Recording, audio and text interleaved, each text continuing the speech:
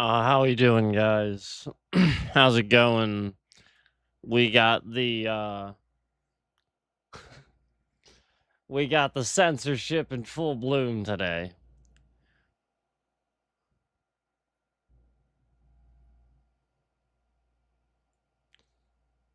So I just wanted to come on here. Since everybody's being so mean, and this is an old man's birthday. I just thought I would come on here and say, happy birthday, Donald. Happy 80th birthday. And you know, you know, you you have a lot to be happy about. So, I mean, just think about it. Just think about all the things that Donald would be happy, happy about on his birthday. Um, what do you guys think that he has to be happy about on his 80th birthday? What do you think? What do you think he has to be happy about on his 80th birthday? How about how about maybe something like this? The Iran War, Iran military campaign.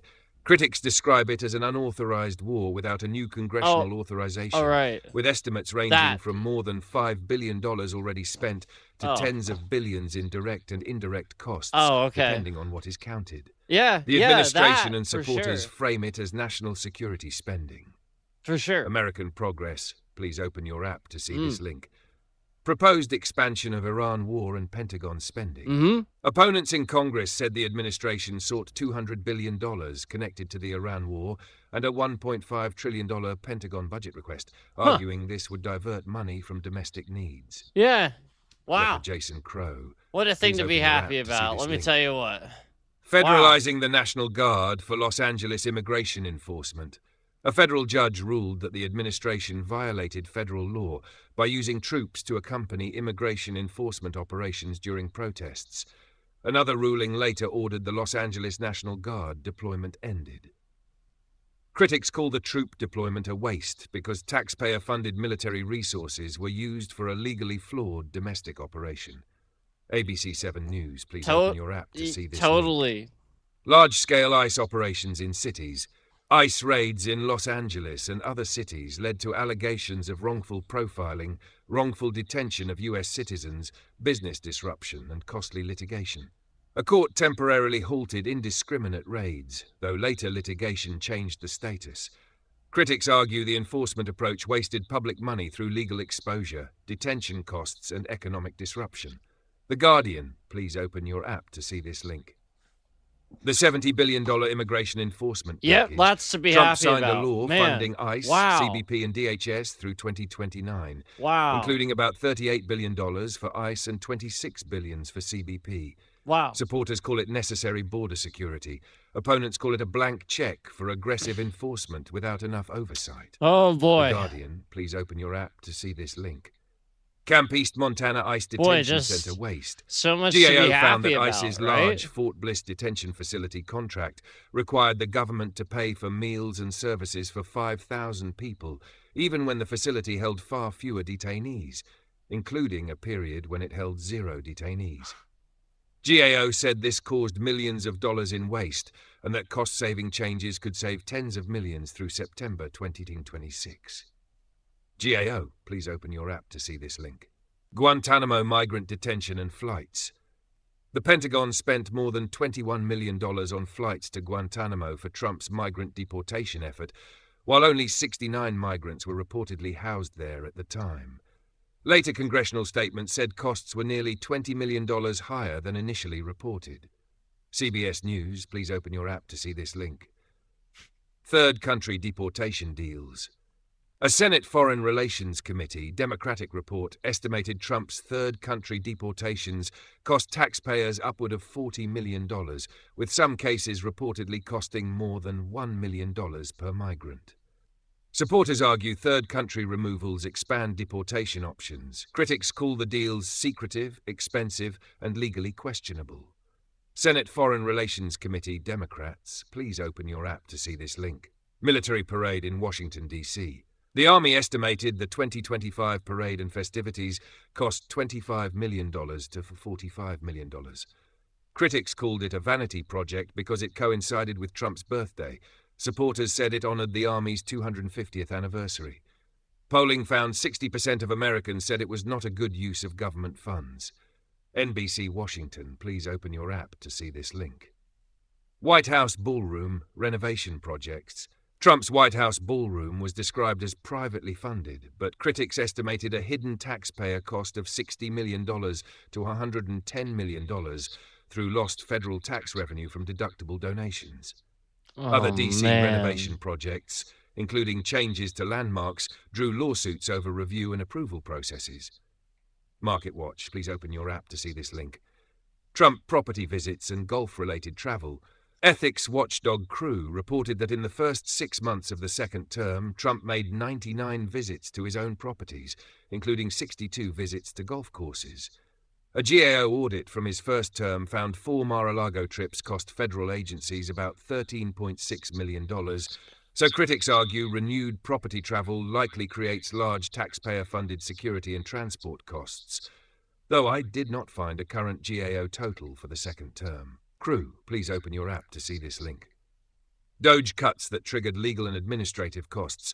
Trump's Department of Government Efficiency was promoted as anti-waste, but critics argue chaotic cuts created waste through lawsuits, halted services, rehiring, and administrative disruption. GAO separately found multiple Trump-era funding withholdings violated the Impoundment Control Act, including funds for Head Start, IMLS, NIH, and a DOE schools program. Crew, please open your app to see this link. Withholding congressionally approved funds. GAO explains that presidents generally must spend money Congress has appropriated unless they follow strict Impoundment Control Act procedures. Critics argue illegal or legally dubious funding freezes waste taxpayer money by creating uncertainty, litigation, delayed services, and administrative rework, rather than saving money cleanly. GAO, please open your app to see. Expanded detention capacity with poor oversight. GAO's Camp East Montana findings also flagged missing records, medical care failures, and contract mismanagement. Critics argue detention expansion wastes money when facilities are rushed, underused, or poorly monitored. GAO, please open your app to see this link. Politicized or symbolic federal projects around America's 250th anniversary. Critics argued that public and private resources were diverted toward ideologically framed celebrations, Freedom 250 events, military spectacle, monuments, and visual changes in Washington, rather than core public services. Supporters characterized the spending as patriotic commemoration. The Guardian, please open your app to see this link. So yeah, I guess he's got a lot to be happy about on his birthday, huh?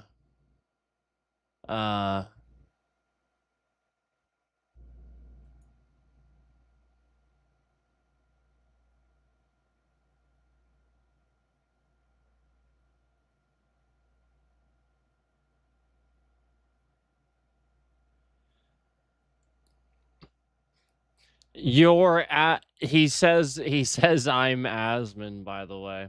Yeah, I believe you.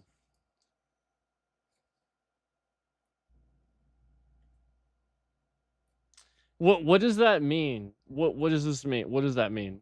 Have you owned Donald Trump yet?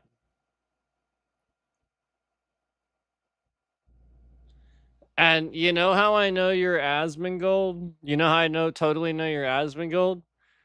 You typed a space between Asmon and Gold. I believe you.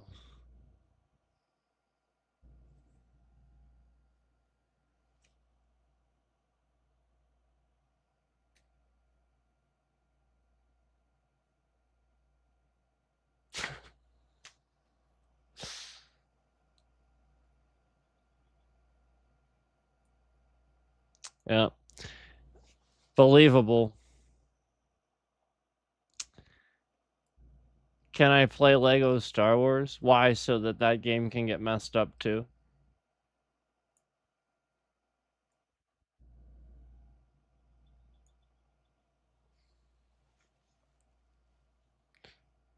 I mean I have that Lego Batman game and I wanted to play that, but they were blatantly screwing with it.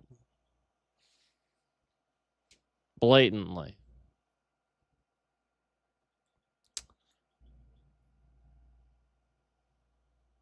We're clearly talking about issues today because when I play games, they attack them.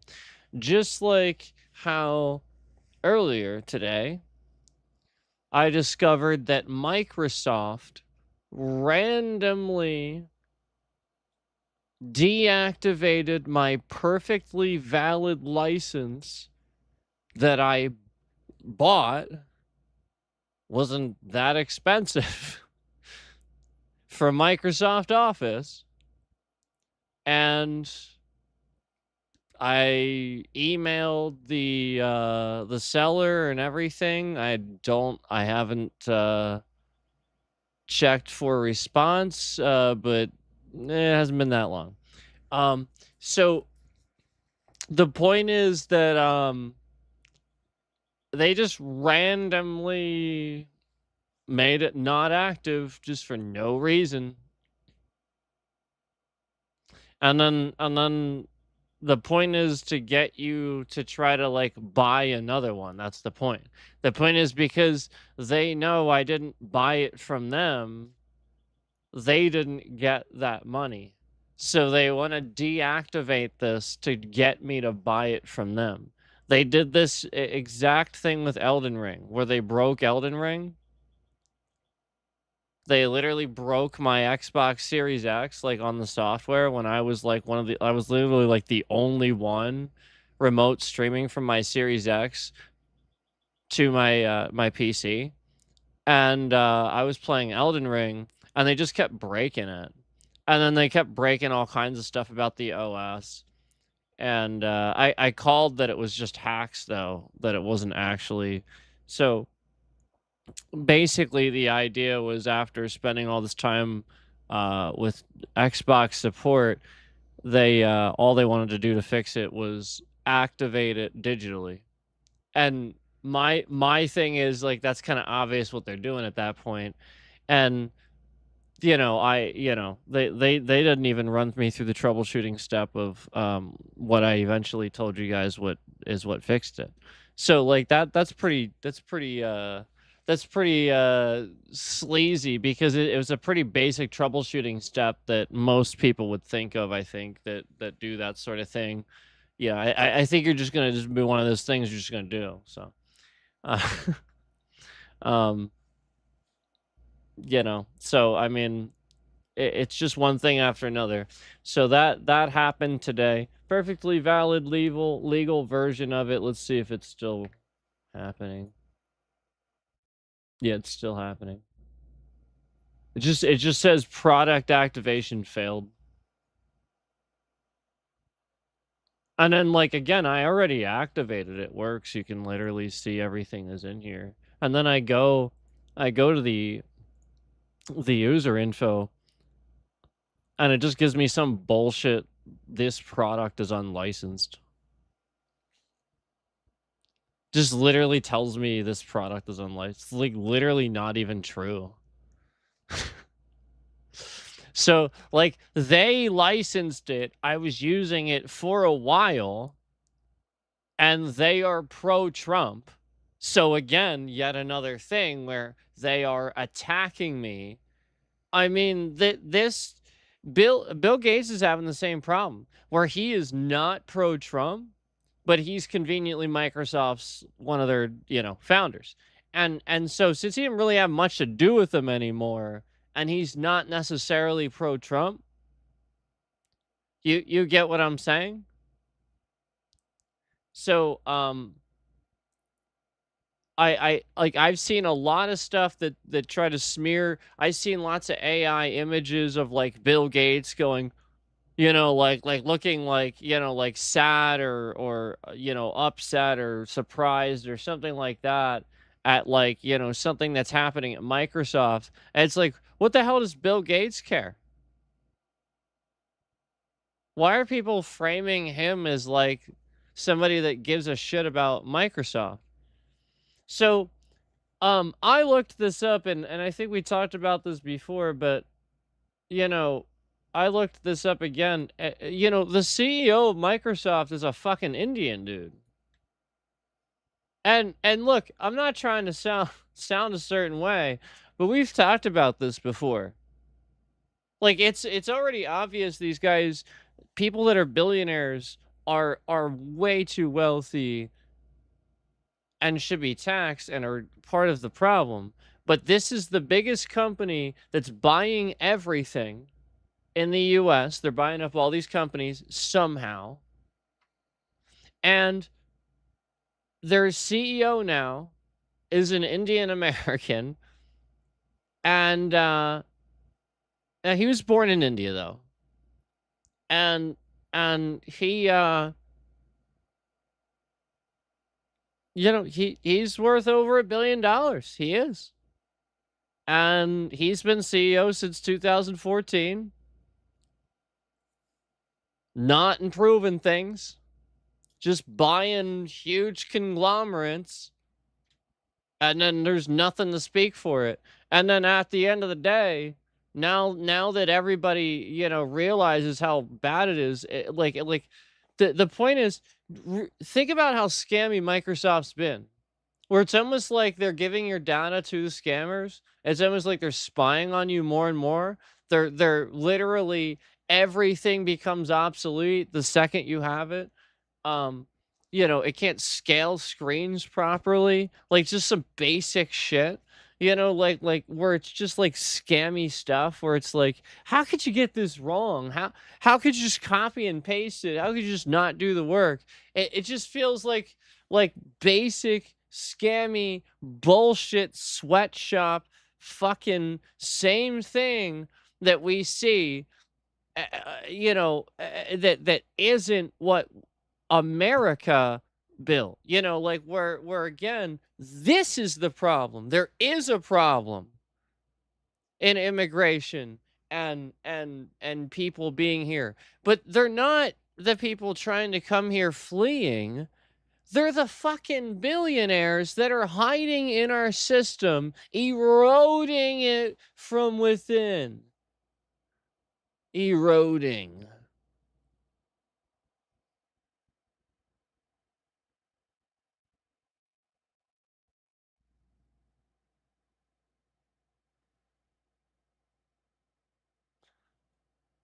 How do you say his name? Satya Nadella? Is that how you say his name?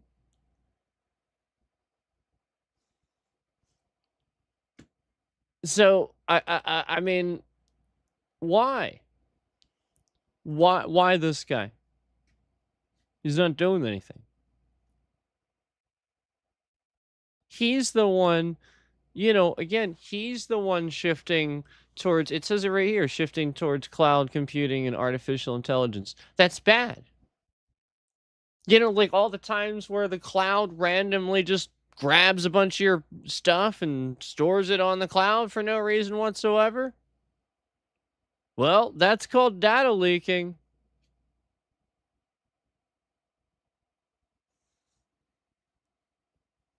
So, I mean, this is ridiculous.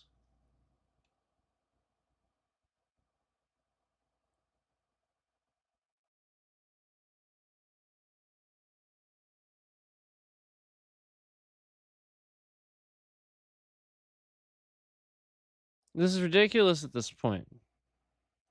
How many times am I going to find another CEO that's not even an American?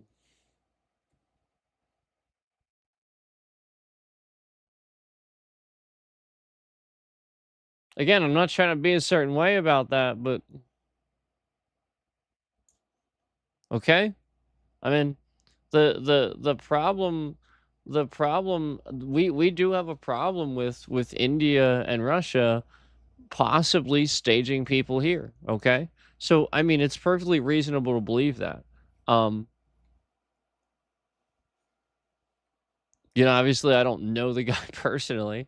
So, and obviously it says right here where he went to university and stuff. You're always going to find that. But like, the point is like that's that's doable. They do those things. So who knows?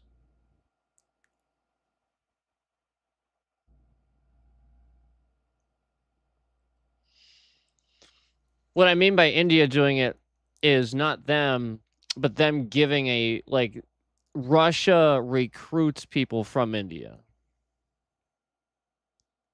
And India is usually happy to oblige. Like they're not gonna.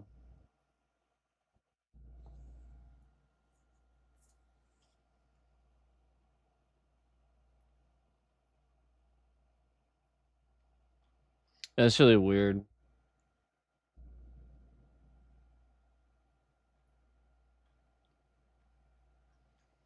But I will say that like just again after that happened, it like my point is like it's obvious to me they're doing that to get me to buy it again. Like they want my money. And like that like what the hell, man? I clearly own the product. It's a valid CD key. That's all you need to know.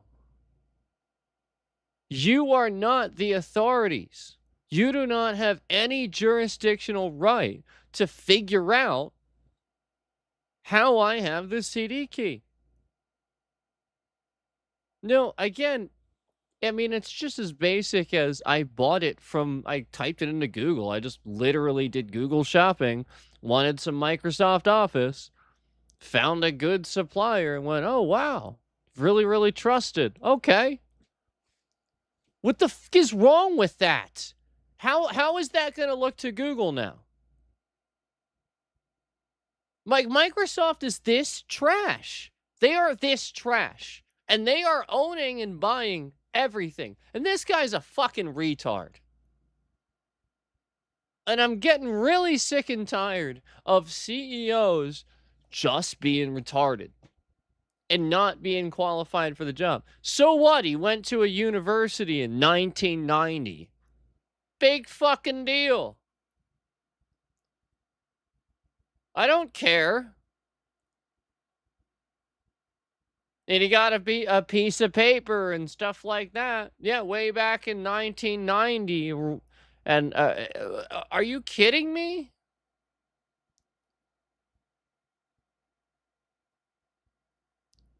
Who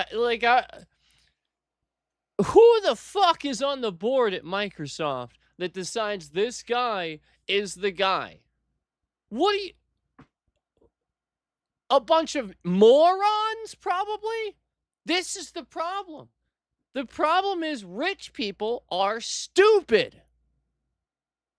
The more entitled they become, the less self-sufficient they need to be in the modern world. This is the problem. Bill Gates talks about how many books he read and has like lists of books for you and shit. That guy's fucking smart. And so is Steve Jobs. Two very, very different people with different ideas. But still, those guys were fine. Fuck this guy.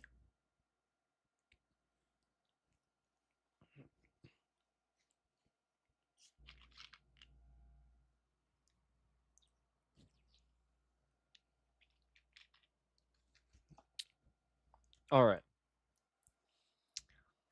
So, obviously, with that being said, Microsoft has been increasingly getting worse. I mean, you see it in front of you when I'm using it. When Windows 11 is laughable. And again, I sat here and made Xbox support look fucking stupid when all I was doing to stop this problem that they were causing was by simply unplugging an Ethernet cable from my Xbox. Oh, and magically the game launches. And it was just, oh, the disk is dirty. Oh, this, that. And then I unplug the Ethernet cable and the game launches. Oh, gee, I wonder what's happening there. This incompetent. No, I think it's called coaching. I think, again, I had several indicators that the guy on the phone was talking to somebody else. I just think the whole thing, Microsoft's run by fucking scammers at this point. You know, that maybe this guy brought him in. I don't know. But, you know, you want to talk about a company that needs to be investigated and looked at? It's Microsoft.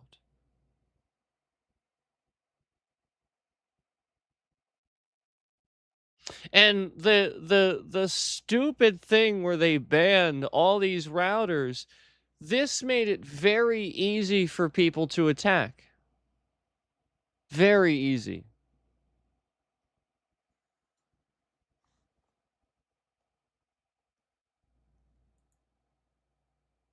So, you know, the point is that this guy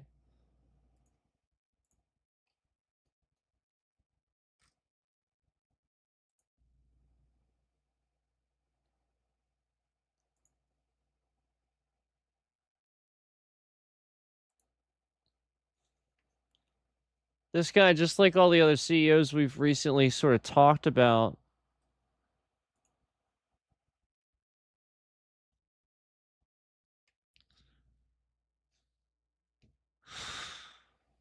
you know, like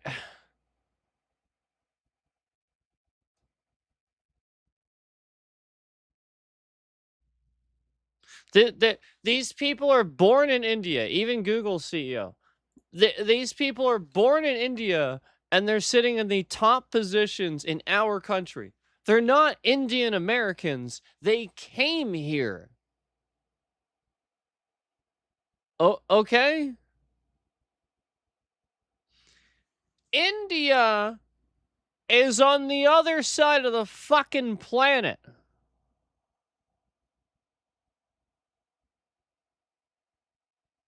Okay? Somebody's got to send them here. They're not fleeing something from the South. That's not our fucking problem. That's how I look at that shit. Europe, Britain, you guys should be dealing with that fucking shit. You need to deal with India. That's your problem. That's your fucking continent. And no, Europe shouldn't be considered a separate it should all be, it's all one goddamn thing. It confuses people. Europe and Asia is literally attached. We are on the complete opposite side of the planet from India. Literally complete polar opposite side. Like, you went right through the earth, you wind up in China. So, I am sick and tired of people pretending like they know anything about immigration and what is going on in our country. No, you're stupid. It's not the people coming from the South. They're fleeing shit. Or they're staying. But, like, they're not coming here to fuck shit up. It's these fucking people.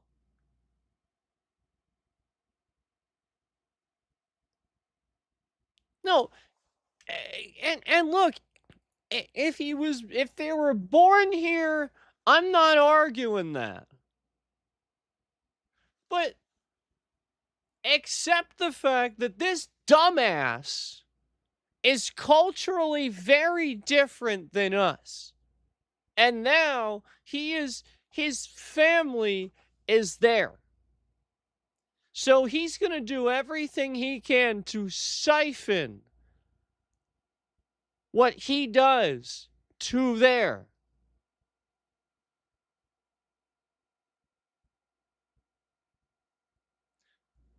Look, that is a real fucking problem. And I don't care who you are, that you want to, if you want to try to put some spin on that, that's you doing that, okay? I'm sticking up for one while saying the other's the problem. And no, that should just be the truth of the fact. There shouldn't be this race thing that you all go to.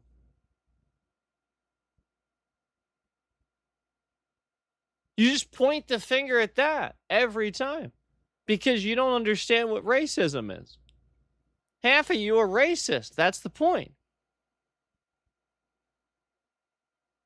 So, again, for the most part, I truthfully believe that it's not, like it's not Mexicans, it's not Spanish people coming from the South. They're usually migrating to flee that fucking shit that's going on down there. And, they sort of can, because here we are. But as I've already pointed out, geography being the way it is, and India where it is, it makes no sense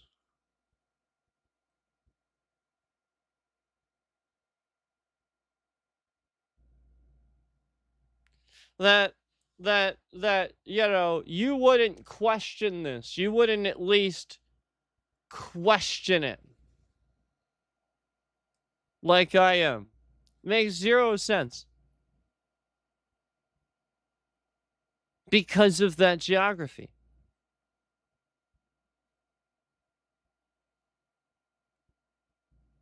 What did I tell you about why Indian parents just give their daughter away, their young daughter away? This is why I don't like this country very much anymore. Not this one, but India, I mean. Because there are so many people in that country that will literally give their young daughter away to an older man or something like that just because he's rich. And she is not of age. Not even close. Sometimes. And what you got to realize is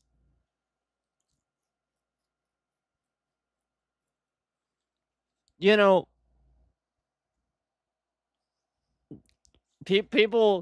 got to be able to make their own choices and mistakes. That's not what's right for that person. Those parents aren't being parents. They're dictating that person's life for them. They're not letting them choose.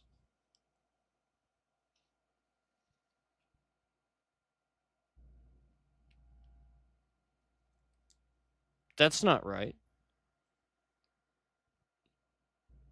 Yeah, wholly aside from the fact that the obvious weird thing with it.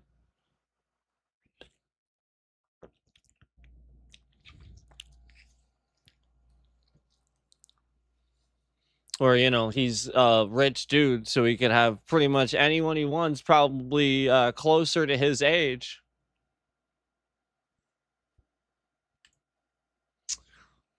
So, like this is the sort of thing where this is becoming a real problem in my opinion. Like I see this as a pattern.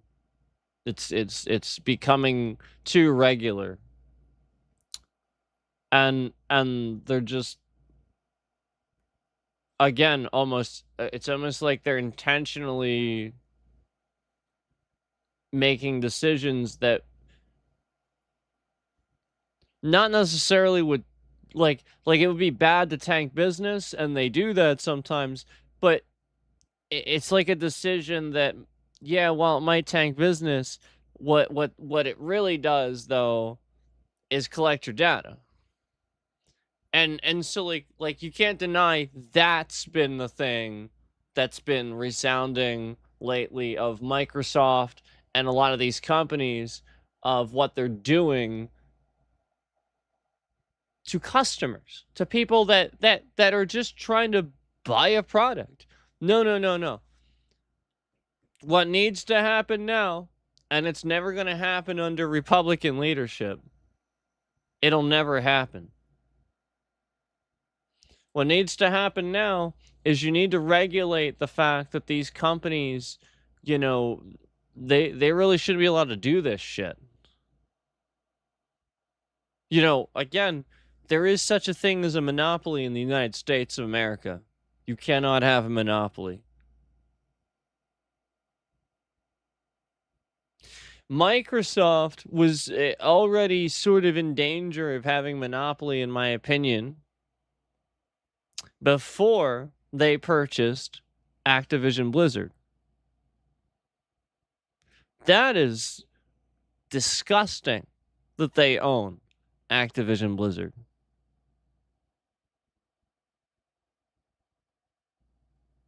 Now, I was unaware of this situation. I was unaware of all of this.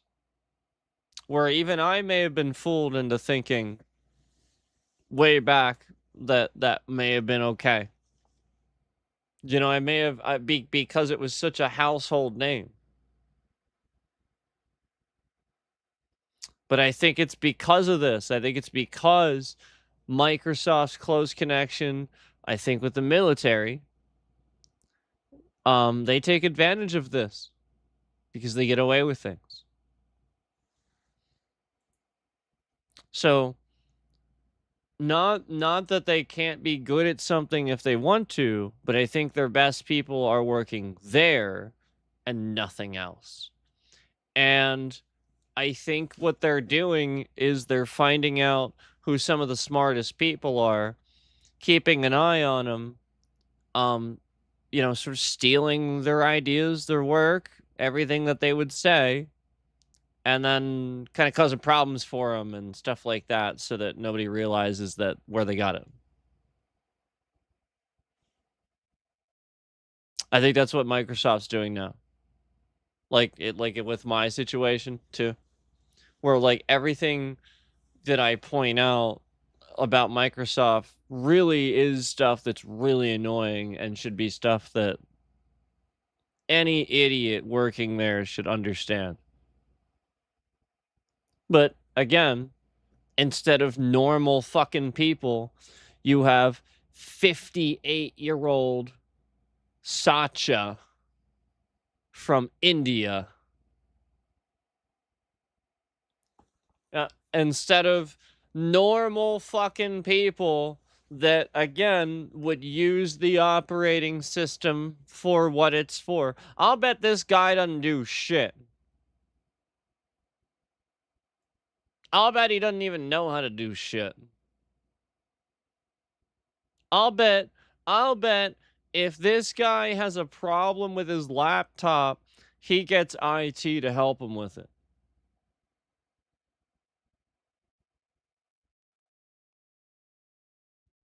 This guy shouldn't be the CEO of Microsoft.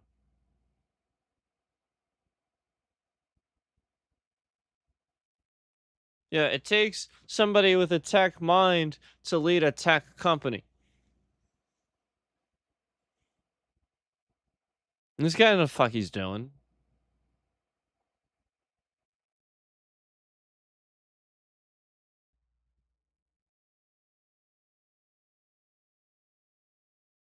Clearly.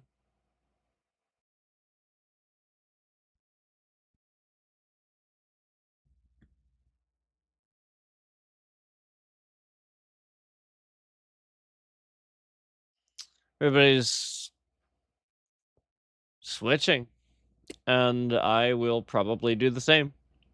I will very likely switch to Linux. I will very likely not use Microsoft too much longer. We'll see. But the more stuff like this happens where they deactivate my products, they wouldn't be able to do that on Linux.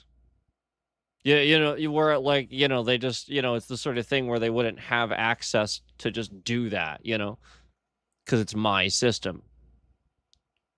So with this, they have access to it because it's their. That's how it works. It's not really your operating system, it's theirs. You'll own nothing, and you'll like it. That's what that means.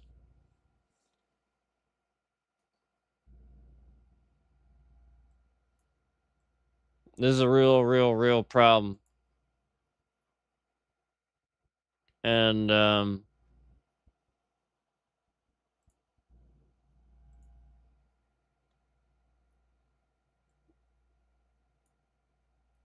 I think that,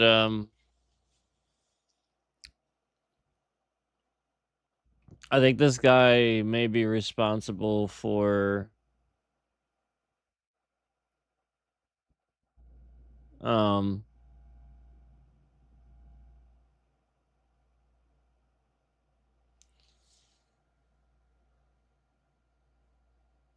I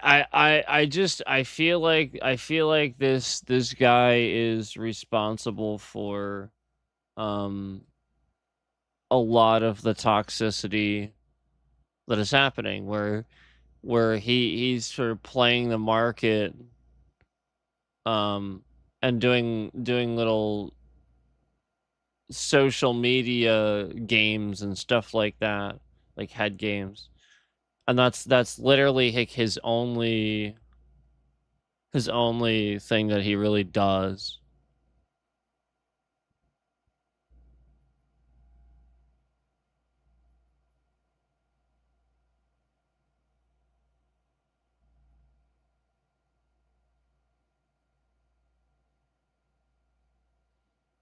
So yeah, I just don't think he should be the CEO. What the fuck qualifies as asswipe?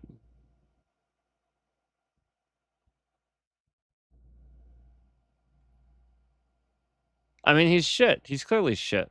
He's been there since 2014. The company's getting worse. He's clearly shit. Just like the guy for Google. Clearly shit. Like, they're just shit. And, like, their board members are shit, too. Like, the board members are probably just dumb. They don't know how to hire somebody. So, like, the point is, like, they run this thing, and they want to hire somebody to do the CEO position, but they don't even know how to run it. You're like, this is something Bill Gates and them put together, and built. So now they're trying to take over, and they've just failed.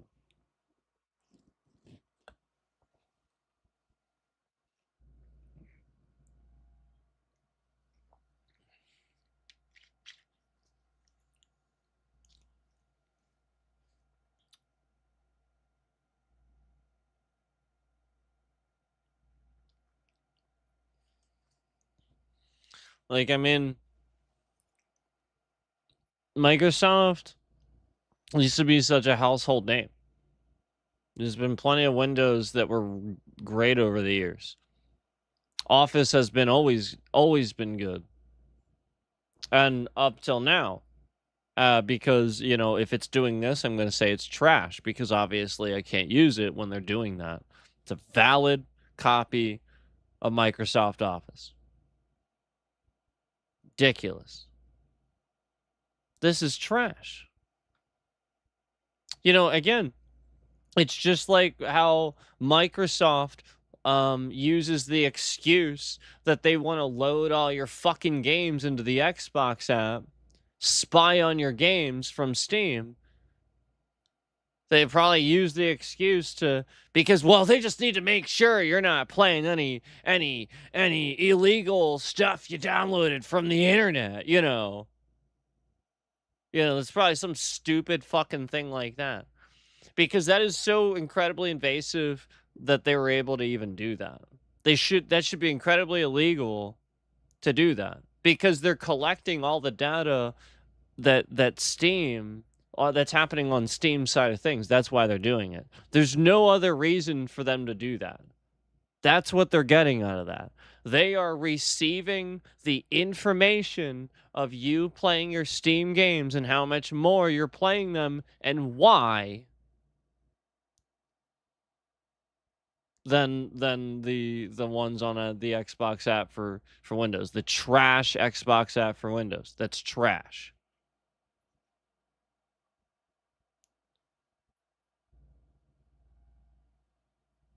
Sort of like how I made the comment a while back about how I like achievements and stuff like that.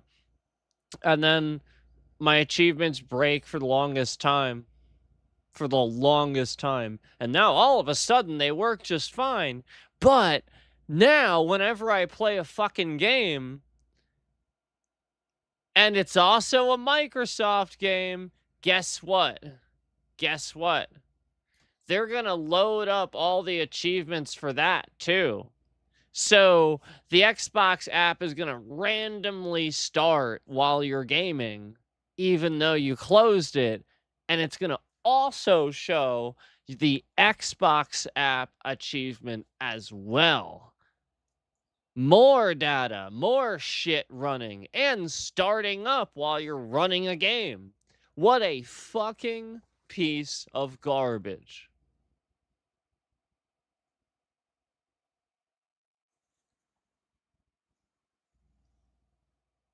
This is trash. That this happens ever. This is trash. Nobody wants this. If I wanted it on the Xbox app, I would have gotten it Xbox app. That's not that's clearly where I did not want it. Clearly, I had it there before twice and gave you a chance twice because it was even. Again, yeah, Xbox Studios produced, but again, they didn't develop it. So I understand and was willing to do it twice, but you so screwed that up. And every problem that I had with that game was confirmed to be a problem with that game because it was Xbox app as soon as 6 came out and I had it on Steam. Because again, I gave you 2 times to try it. So this just confirms it. Man, does it confirm it. And so again, where Microsoft is clearly breaking all these things and stuff like that, because for them for Xbox app for Windows, it's trash and doesn't work properly. That's it. So they start fucking breaking all this other stuff to make it look as trash as their stuff looks.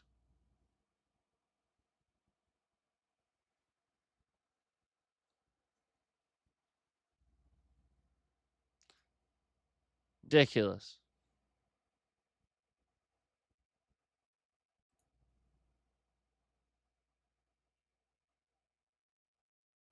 So, we have a country full of people that are because of a billionaire, they're not sure what they're going to do. Because of a billionaire, because this billionaire is the president.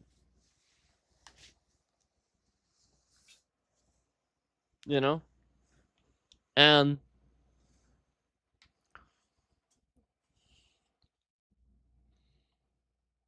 it's just it's like he's the worst criminal of them all. Like that's what they're thinking of themselves in their heads. They're thinking, wow, if this guy can get away with all this, think about how if we just buddy up and support this guy now, all we need to do is lawyer up and we'll be invincible.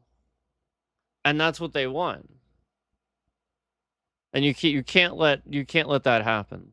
And they shouldn't let that happen either. They should be responsible enough adults to realize that they shouldn't let that happen either. Because what they need to rationalize is if they had people they cared about that, like that were like, like maybe their kids or whatever that grew up into a world like that, they wouldn't want that to happen to them either.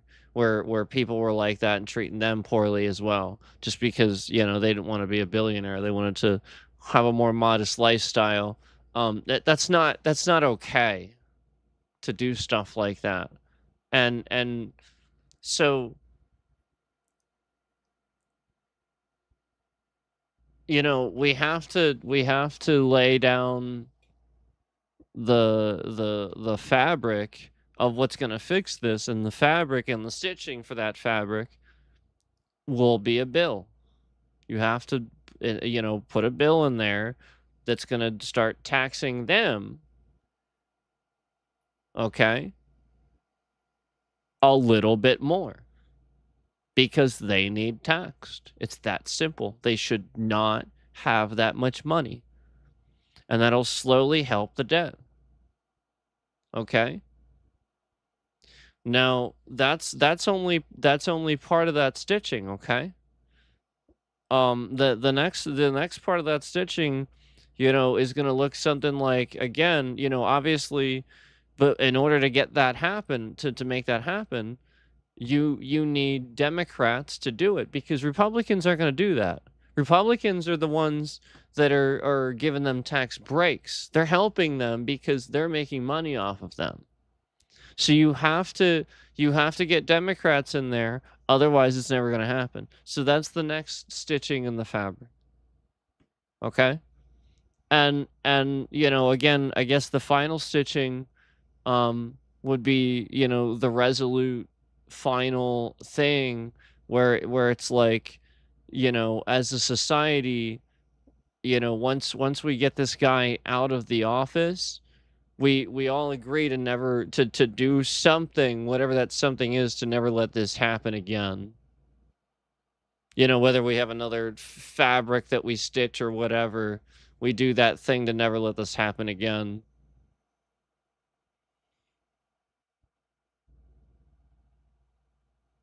So as you saw the bit rate shift around there, I think that's pretty interesting.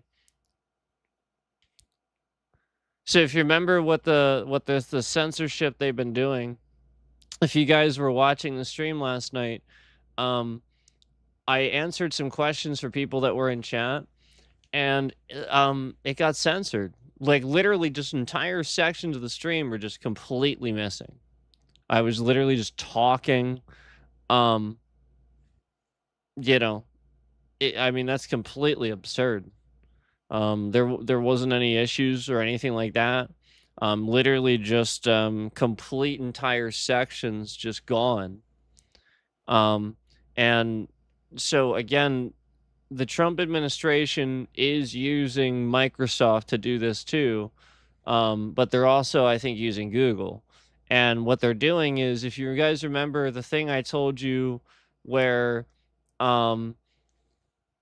they cause the app to suddenly close when you're like trying to use it or something like that. Remember how many times I told you like I would like do a whole bunch of work, really put a bunch of work into something, and then all of a sudden the app would just like suddenly close.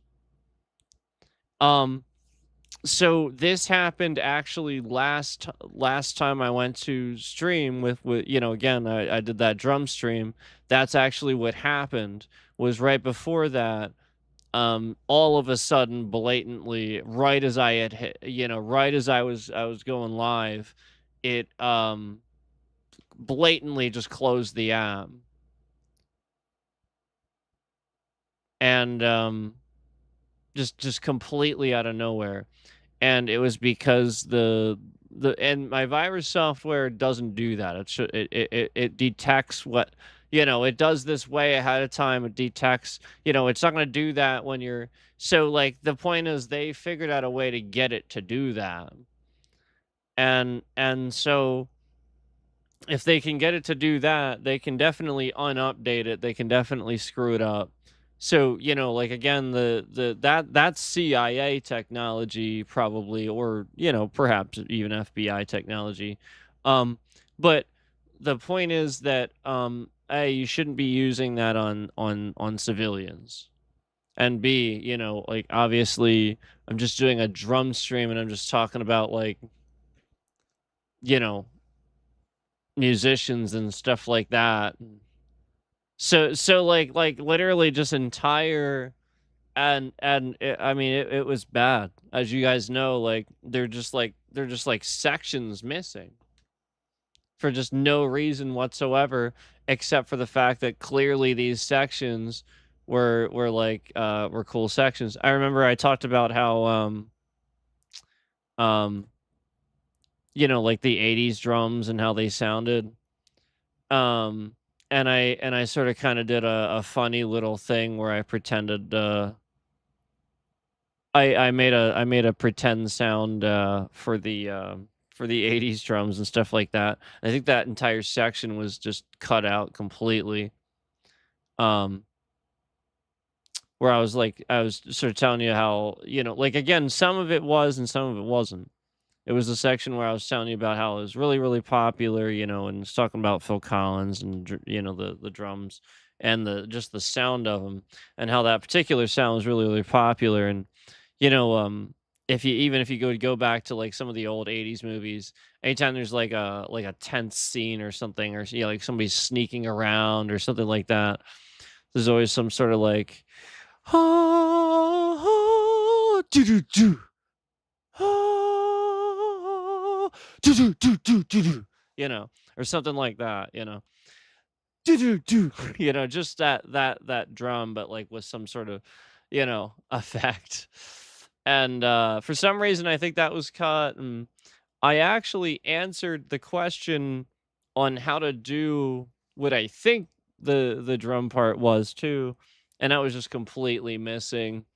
Um, so, again, just like for almost like basically inexplicable, like I said, normally there's an indicator or something like that, but just completely missing, just gone. Again, just gone. Like they're just, again, just like when they removed that button in there, I was like, I'll bet they're gonna just sit here and screw around with the streams, and yeah. So, the point is, this is why I've lawyered up, and you probably should too. YouTube does not have a right to sit here and mess around with your streams and just edit your streams to whatever they want them to be. You get what I'm saying? They do not have a right to just sit here and screw around and do that.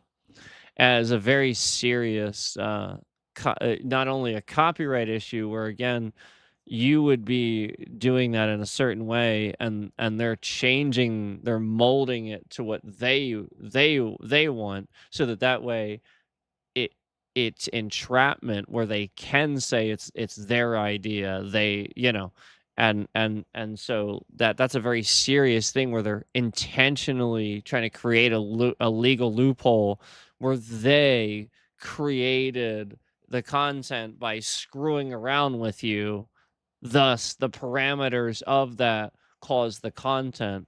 And obviously, online stalking and harassment is a crime anyway. So, um, if that's what we're talking about, that'd be very serious. So, yeah, you have to consider the fact that these things are happening, and it's more than just me. Where they're trying to keep this stuff on the down low as much as they can. But since I know about it, obviously it's the sort of thing where they're just attacking the crap out of me. And then that's where you see all this, complete censorship, lying of, I mean, like, how many times are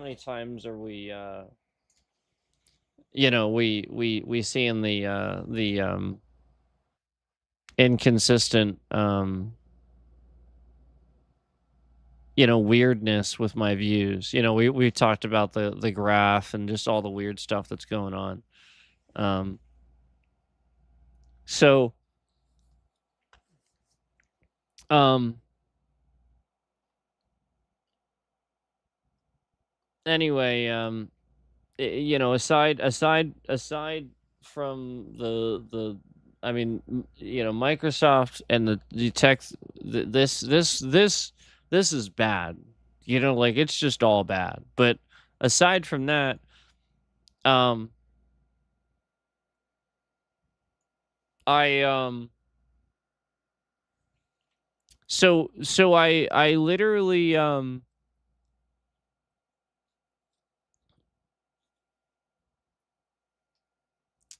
literally just I literally don't know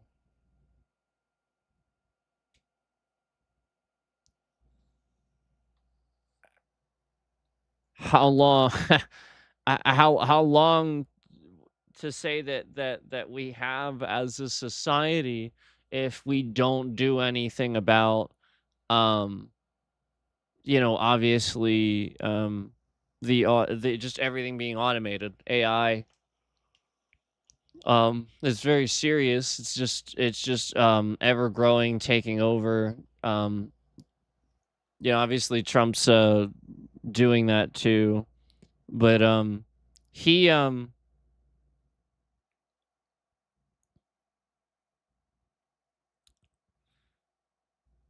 I was watching they're taking his name off the Kennedy Center because it never said that. He made them do that, right? Like, he paid for it or something. It's so stupid. And it was never there. Like, and so he was, I guess, ordered to take it off. They were ordered, and I think, like, right as they were getting to the top, I was watching it, like, they literally were putting the top floor on there, on the scaffolding, to get up there and remove the letters. And I swear to God, just like when the president makes a phone call, I swear to God, they all, like, literally, a tarp showed up. First they used the excuse of the rain, then a tarp showed up. But, you know, it was the sort of thing where they stopped midway, and, like, well, not midway, like, they were really right there, and so, like, the point was the media was covering it. It was live, everybody was gonna see it, it was embarrassing. And this is what's important to them. That.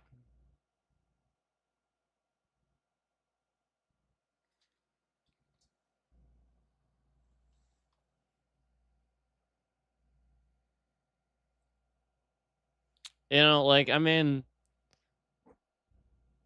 if I was president, I wouldn't just expect my name be on some center that's already named after Kennedy, and then be surprised when they're ordered to take it off. I wouldn't care. And even if for some reason that did happen where my name was on something and then they were ordered to take it off, I also then would not care. I would just literally do something else. like it's literally, uh, uh, uh, uh, he just wants people to see his name on something. That's what you have to realize. Like, That's what this is about. He just he just wants to, people to see his name on this big thing, you know? Like that's a big deal to him, you know?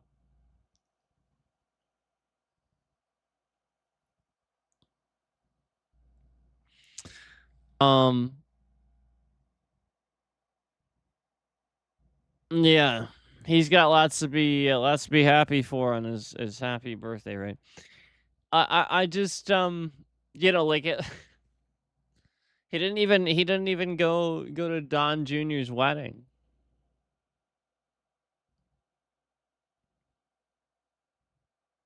Who does that? Who does that? Who does that?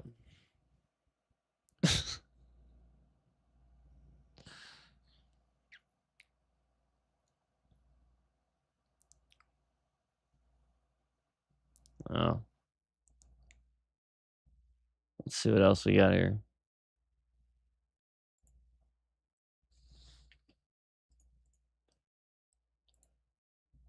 Oh, I didn't mean not that. I hit the wrong button.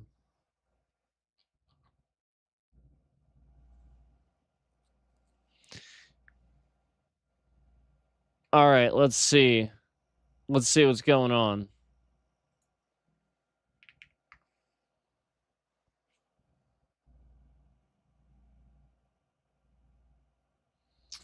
Yeah, so we also have the issue of, you know, like, all right, so there's this, you know, like he just all of a sudden out of nowhere said there's a peace deal, but there isn't.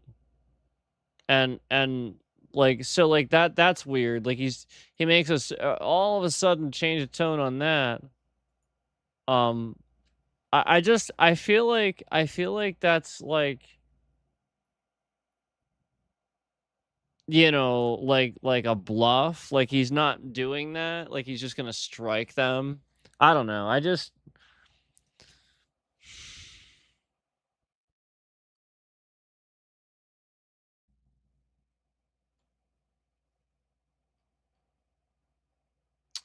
I'm trying to look and see if there's anything else I want to cover because I didn't really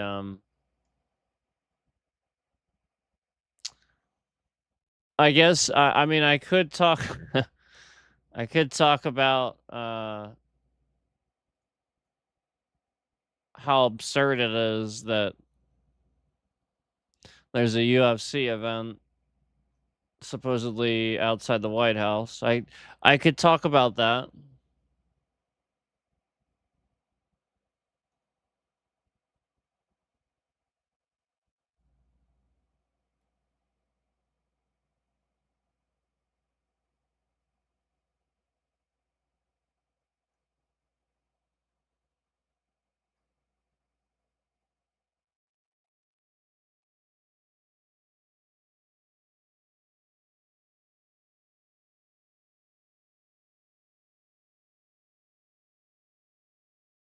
Yeah.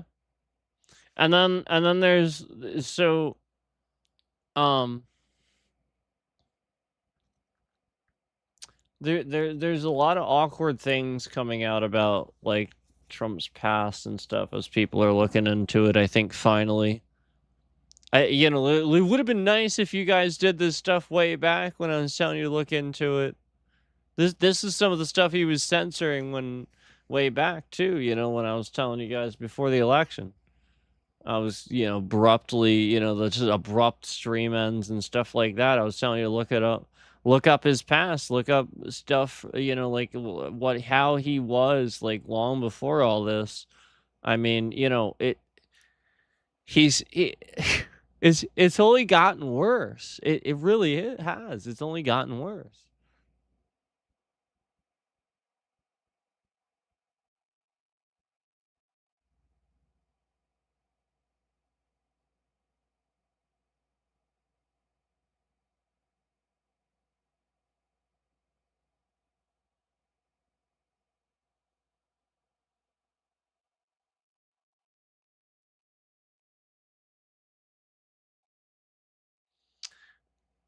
See, like the like I always wonder about like these clickbait titles though. Like so like how many times now one thing I will say is how many times is somebody on the other side gonna say, you know, this thing is the Trump the this and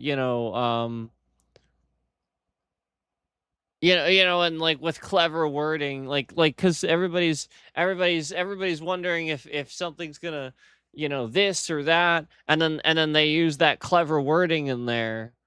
You get what I'm saying? The this or the that clever wording in their title of the YouTube video or the thumbnail. And it's like, you know, something normal, but they put the this or that in there to fool you into to clickbaiting it because you're just waiting for the this or that to happen, it does that make sense?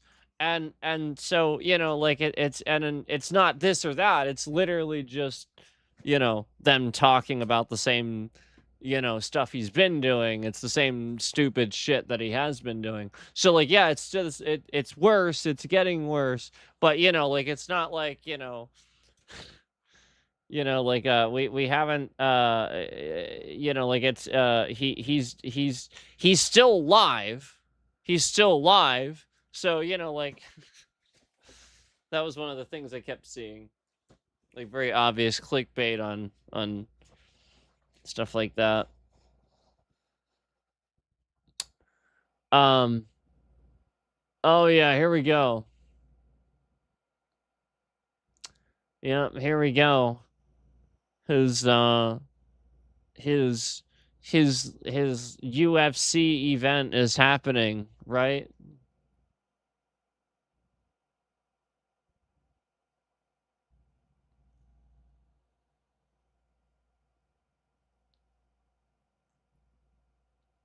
His UFC event is happening, right?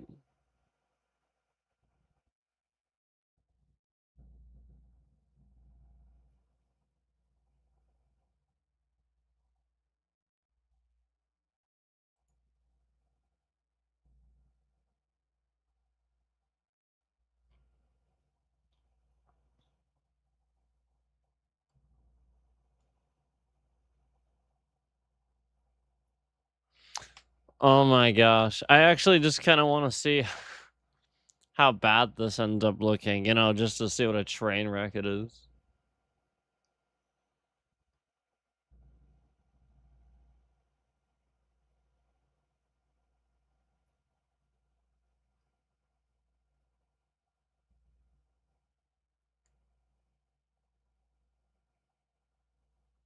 I would love to try Gordon Ramsay's pizza.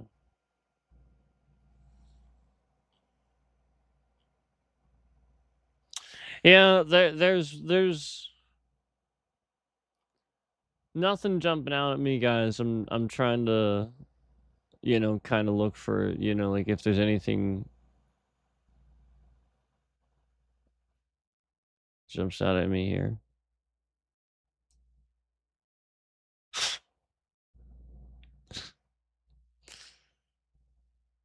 Um, you know what is? I mean, obviously we could talk about the Palm Beach Pete situation. I mean, like that's weird too, obviously.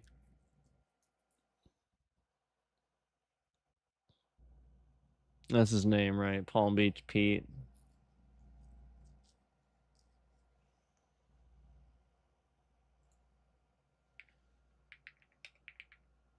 Yeah.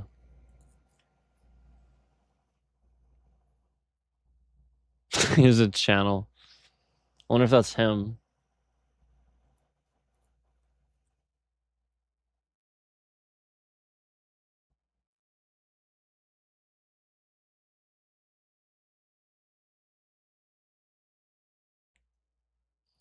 Yeah. I mean, I understand they do they do look similar, don't they?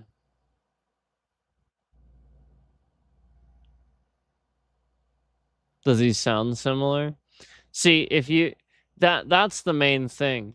What you really want to do is you'd really want to listen to like a recording of Epstein and then listen to him and then compare the audio like side by side. And that would be a further confirmation of whether that's actually that would confirm it. I don't really know what he sounds like. He probably didn't sound anything like Epstein. This guy, just letting you know, just looking at him. And this guy probably he has some sort of kind of like voice, like, sort of like whiny like this, maybe, maybe comes down here a little bit sometimes. But he kind of really mainly stays up here and kind of talks like this. I just what he looks like to me, okay? And Epstein, not so much. Epstein, very deep voice, didn't talk like that at all. So it's the sort of thing where, is it an act? I suppose that's valid, but there's only so much you can do with an act with voice analysis and stuff. Um,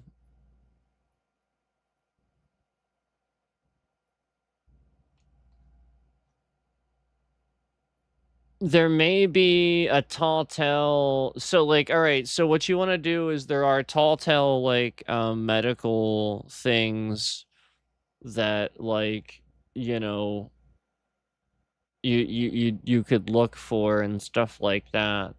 Um if that makes sense. But again, some of these could be altered, so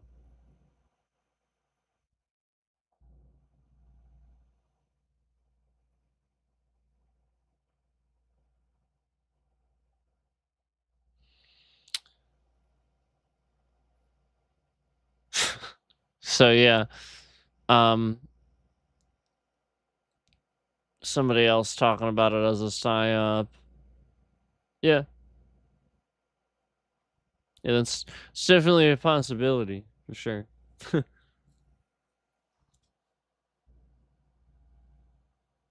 But again, that voice analysis, that's the main thing.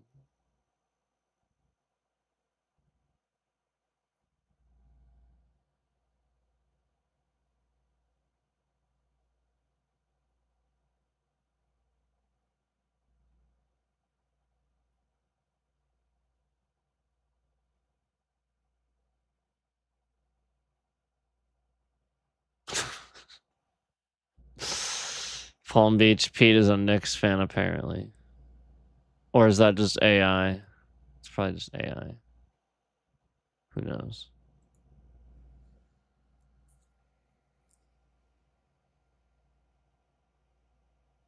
Well, I mean, that was awesome. They won, didn't they? That's pretty awesome. Good for them.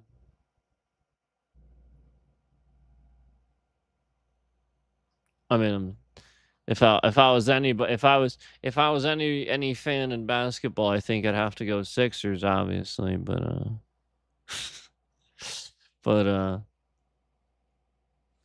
but that's okay. I mean, like Knicks are awesome. Yeah, like a lot of this I think is just AI because I don't think like I this is like so much Palm Beach P AI crap. I just watched him like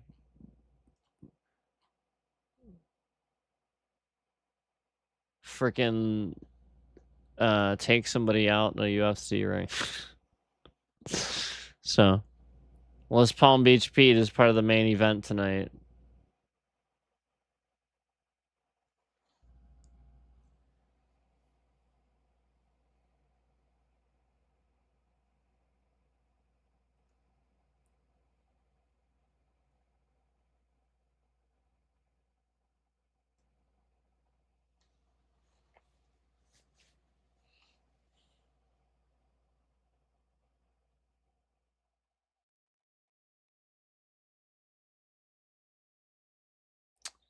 Oh boy.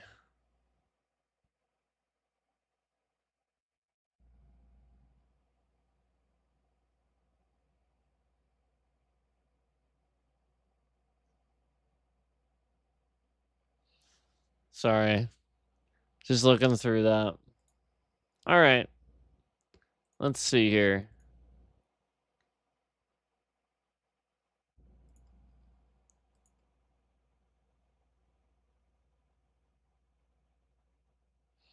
Oh, it's there it is.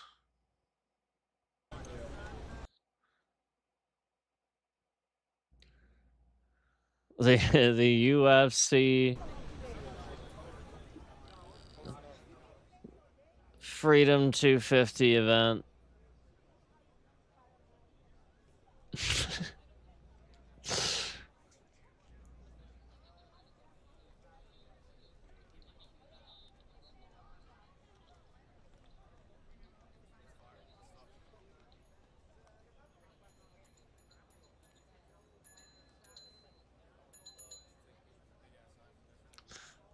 Just the security for this is gonna have to be so expensive.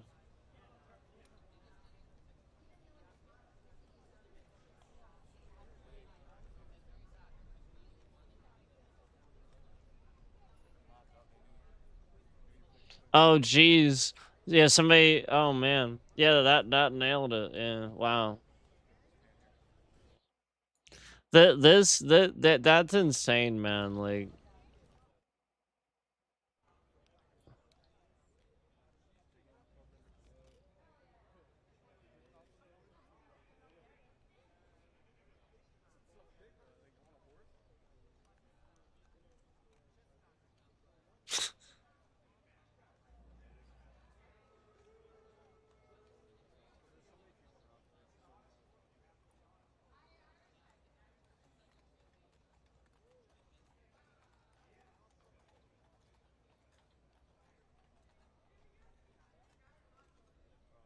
Just like a bunch of police on horses.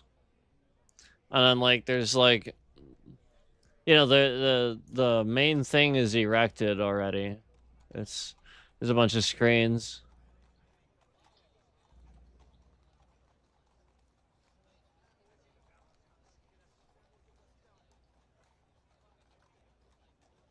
Yeah, this was expensive.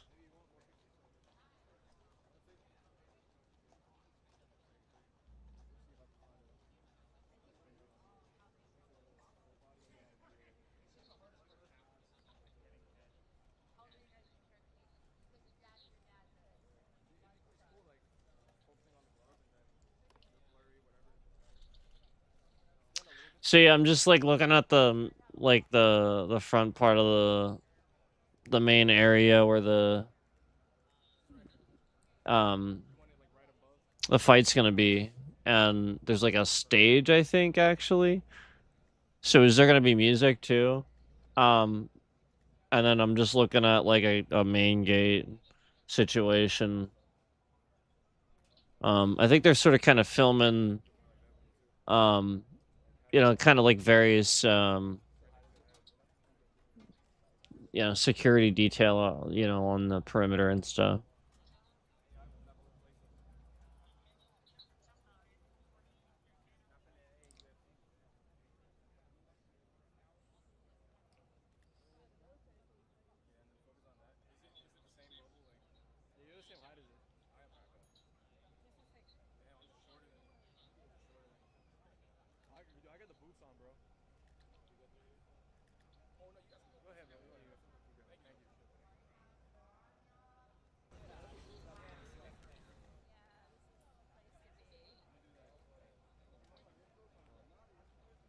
Are there protesters?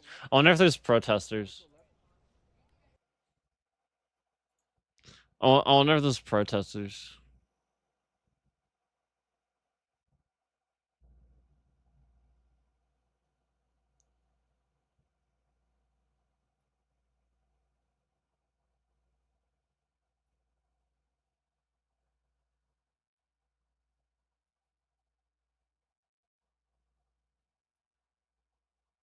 Oh yeah, there is a stage. Yeah, I see.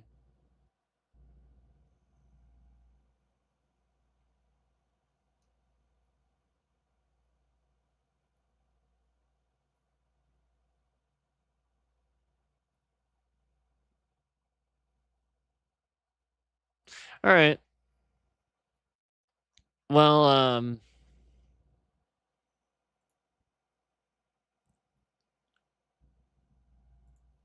this is I'm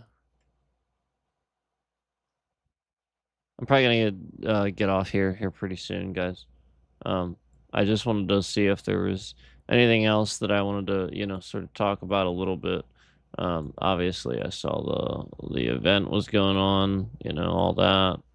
Um, Definitely censorship here in this stream, though. So we've seen a pretty consistent viewership, as you guys know, throughout the stream.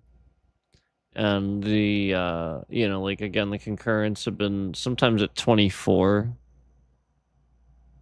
but for the most part in the 20s. And the stream's total view count is sitting at 56. So 56 is the number of views that YouTube thinks is on the stream right now. It's pretty fascinating stuff.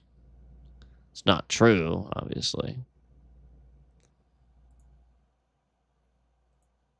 So just pointing that out, that's only the latest thing. So oh man, really behind on a lot of stuff that I have to do now because of various things, as you know. So I have to get some stuff done. But yeah, this event looks very, very expensive. And like it just shouldn't be something that should be really happening, in my opinion, I think.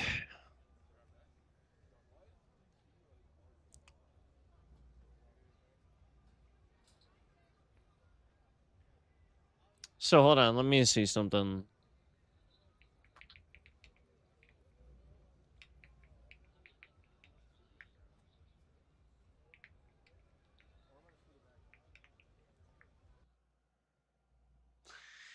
Oh man. So it's 88 degrees in Washington today. And there's a severe thunderstorm watch in an hour.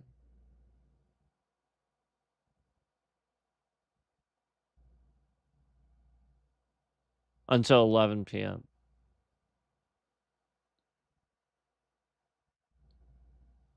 So I think they're gonna get rained out. I do. I think that even like the next day, like tomorrow, would have been fine. Because it's actually only 80 degrees tomorrow, and it's sunny all day. And it's a low of 59, so it'll actually go down cooler as the sun. That would be perfect, actually. But 88 degrees, too hot. That is so humid, especially as the storm's rolling in. The humidity's 53%. Nope, too hot. So like you're trying to do this UFC event, and these guys are supposed to be able to. It's just not. It's not. It's gonna be bad. And it's probably gonna get rained out anyway.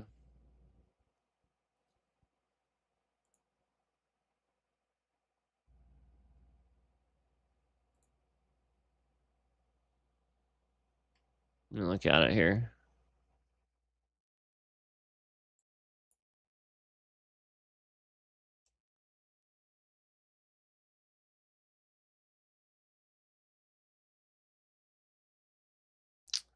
Where is...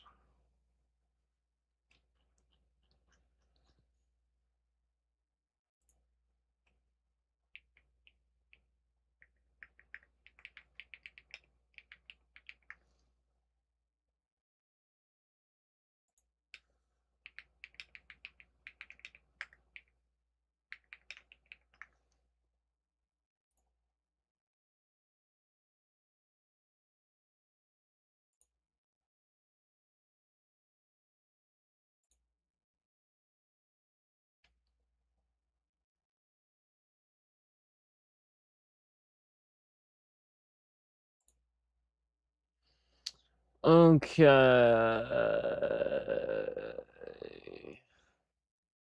I'm just looking at the radar here.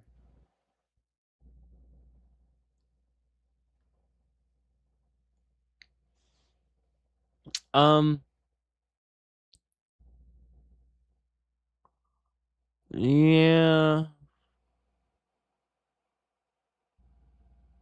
They're gonna get hit.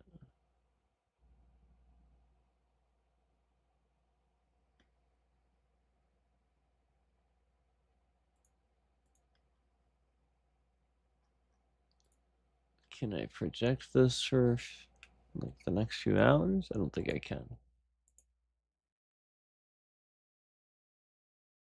Oh, I can. Oh, this is great. Okay.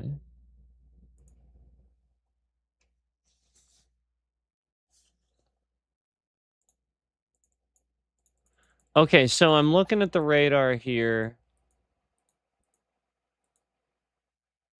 Oh, actually, I can't. I can only go up to now. My fault. Damn.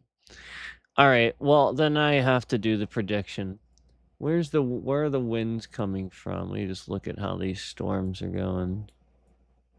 So I don't know where the winds are coming from, so it's just a guesstimate when I don't know where the winds are coming from. Like you'd have to know where the front's coming in from.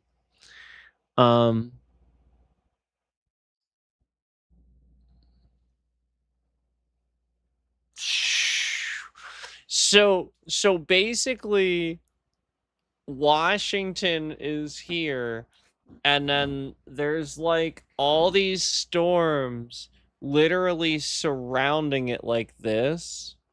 It's literally if Washington is here, these storms are going like this around it. And then they're going like toward it this way.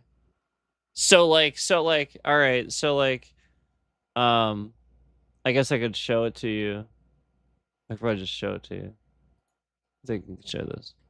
Yeah, this is .gov. I could show this. Let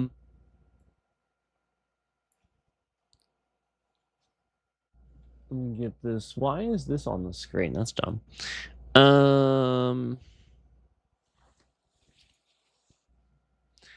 So if we just look at this, hold on. This is the radar we're looking at here. Okay. So if you see Washington here and you actually like you see the radar, you see how these storms are just like slowly getting now this is now, but like the whole point is that like they're sort of converging all toward Washington. So like it's gonna Baltimore is gonna get hit, Washington's gonna get hit. They're getting hit right now. Yeah, Hagerstown's getting hit. Richmond's getting hit. So the point is, you know, that all that's going that way. Unless for some strange reason, you know, a front would come in this way. I think it's pretty safe to say that's it in Washington. So, that's what I'm looking at there.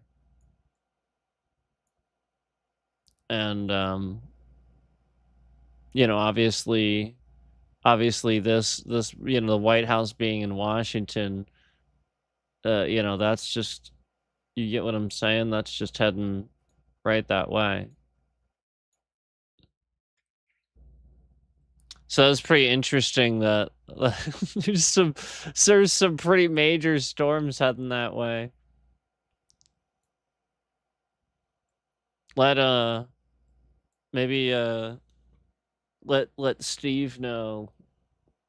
Maybe he would like to know that. Steve Lookner. He likes to I think he was covering the White House thing, and he likes to get breaking updates.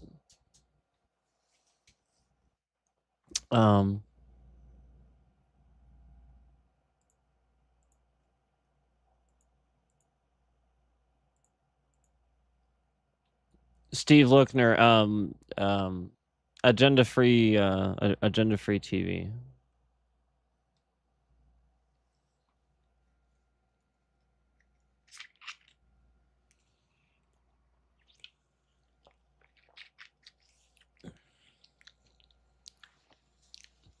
I just like the channel. That's all.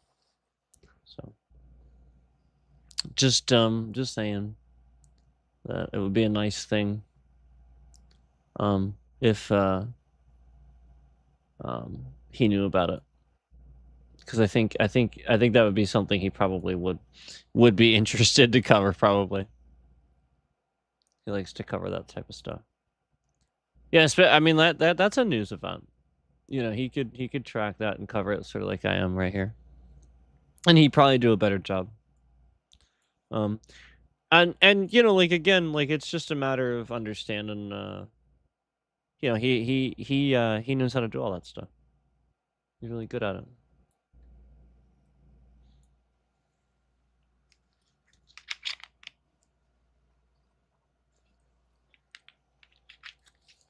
it.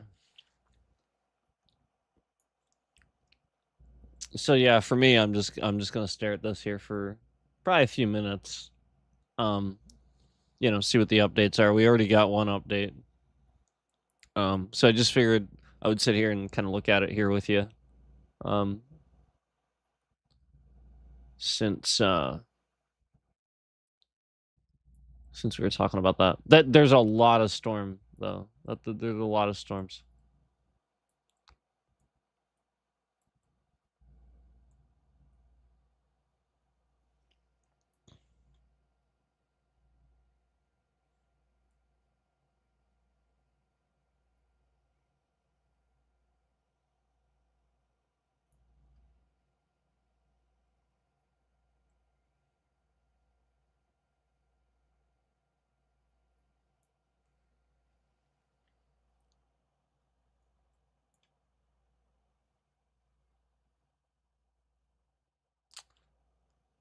So if we really zoom in here, boy, look at this.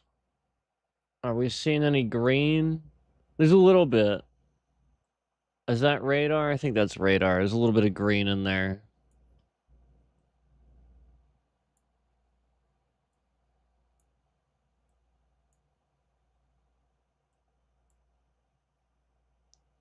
Are these clouds? I think these are supposed to be dark clouds already. I think. Not sure. It could just be depicting landscape. No, actually, I think those are just clouds. That's just a lot of crap.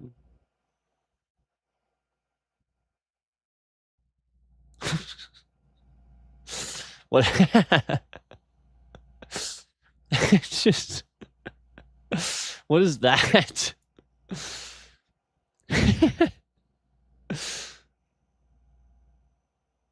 That's why I was confused. I guess it really is, like that. It's funny.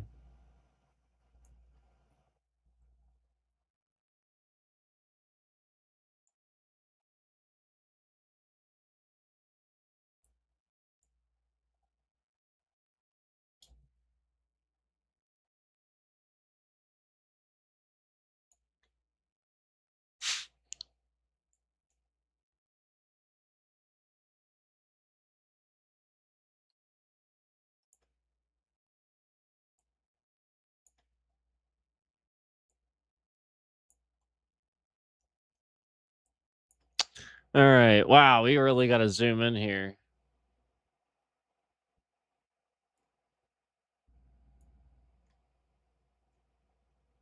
So there's Pennsylvania Avenue.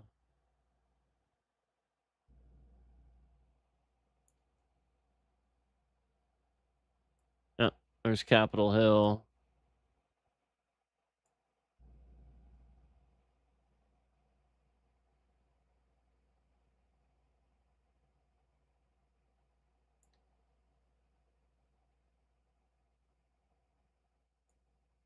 Wow.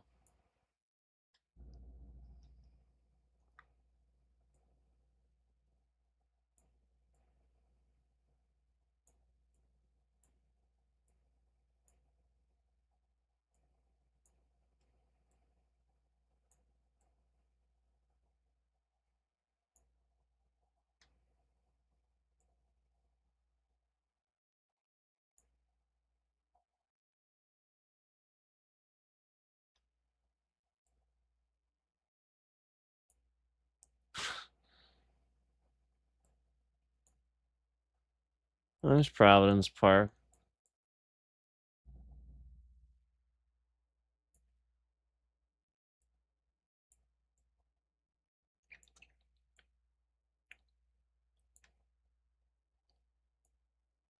Whew. I didn't realize Pennsylvania Avenue, like, wow. Look how far that goes.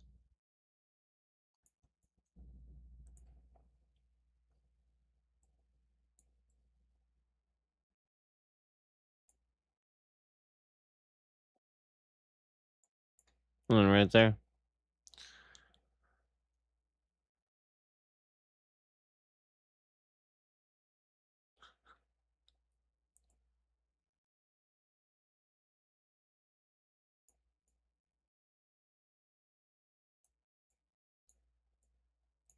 All right. Anyway.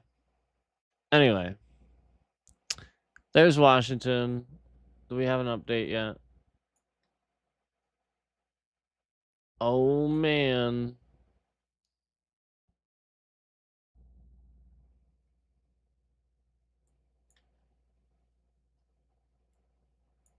Well, they are getting hammered by this thing in Oakland.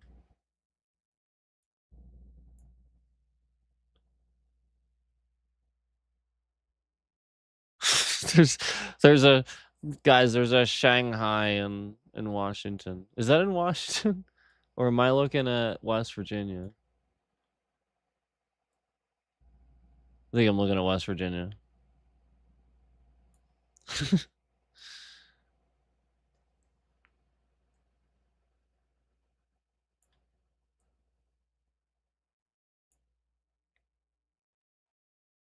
Where's the lie?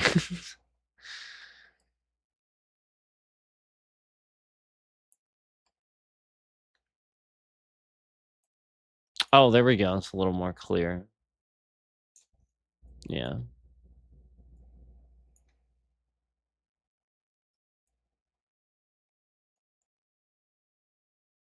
Yeah. I think it's in West Virginia. Still. But it's getting there. It's like right there.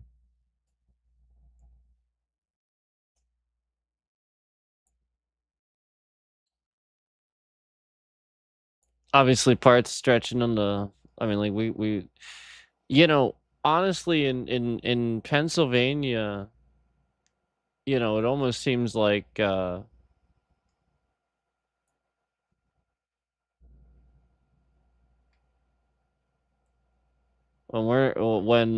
the east side's not getting hit, the west side's getting hit, you know.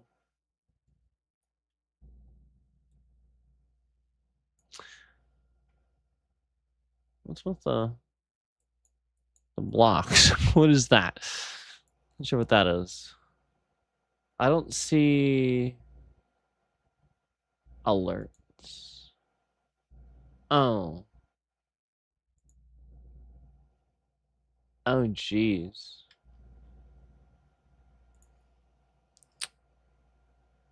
Well, there you go. You can get the alerts there too.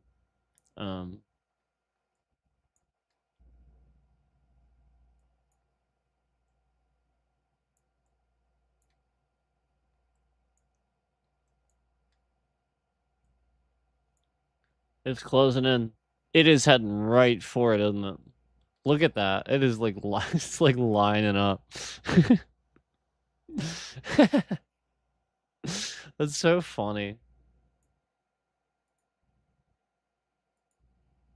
Yeah. It is it's like lining up with it. I don't know, we'll see. It might go right past it. I might go like right past it. There is all this though. Jeez. I'm thinking about this. That might be done by then. This isn't too big. This, I don't know. What direction's that going?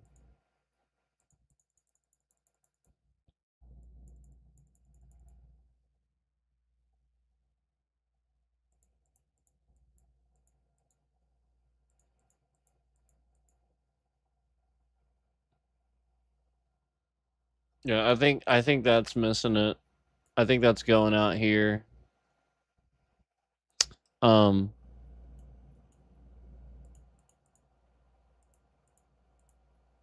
That might hit Washington.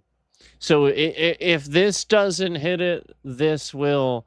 This entire system is going to converge into one, I think, at some point, perhaps, and it's going to be monstrous.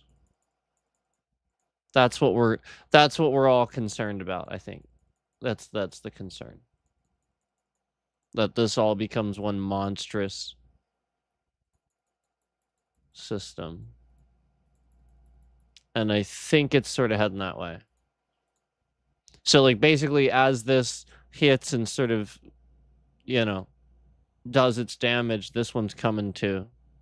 So, I think that's kind of the point. It's just gonna, you know, do what it's gonna do.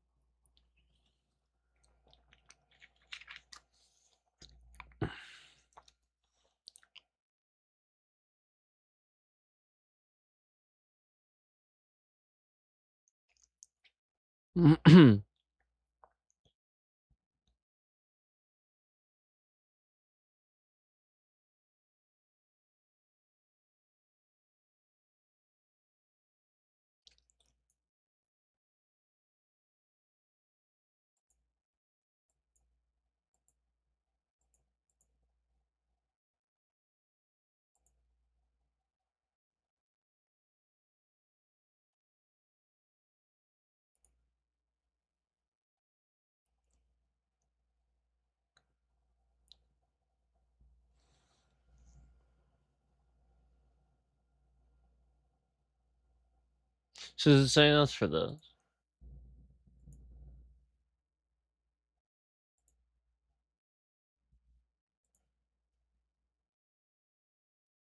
Okay. So that's what that is. So that's the severe thunderstorm warning there.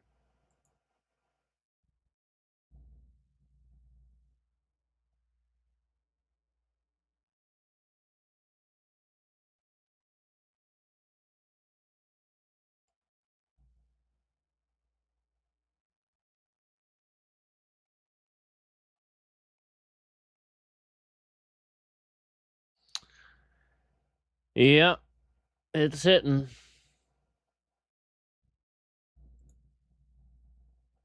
Let me get this off. It's hitting.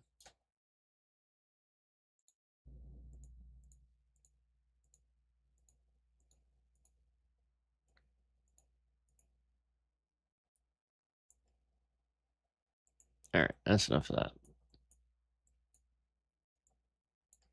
How do I get back to... There we go.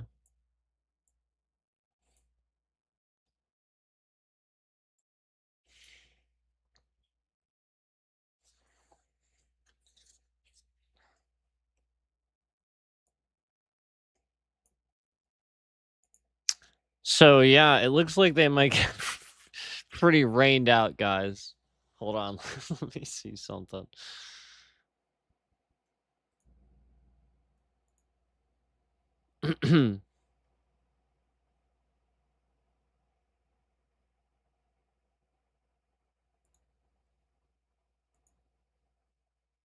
Um.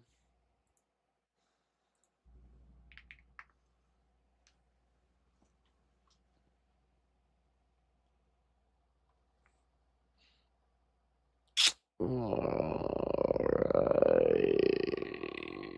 Oh snap! Ricky Berwick's live. He's opening Pokemon cards. Don't go too crazy.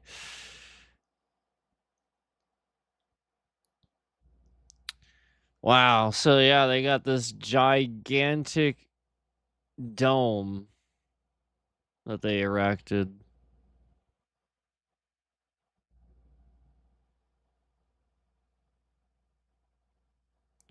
I mean, that's just crazy.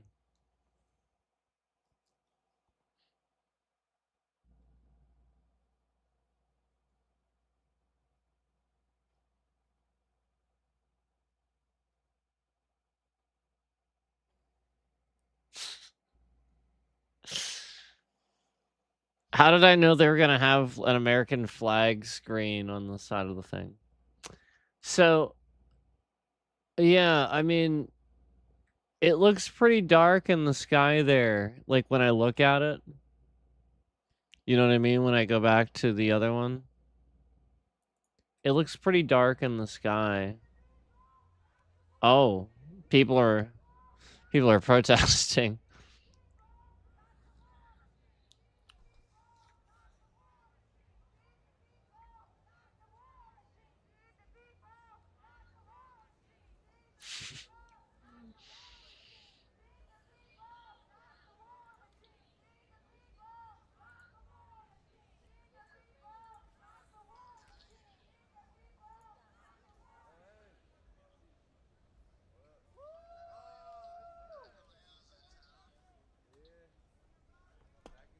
Okay.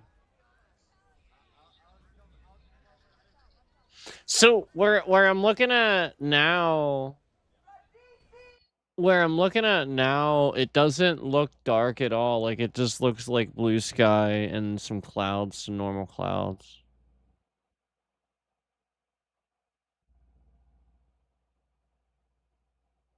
But I mean, the radar's right there. It's right there. So, I mean, it's only getting closer too.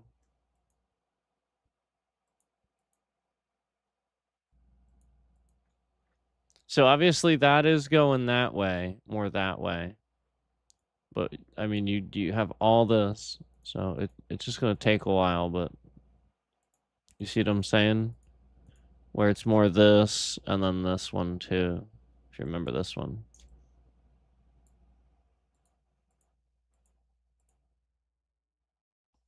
Yeah. So we'll see. Probably closer to 7 or 8. We'll have an idea sometime between 7 and 8. Eastern, because that would be the time zone here. So, yeah.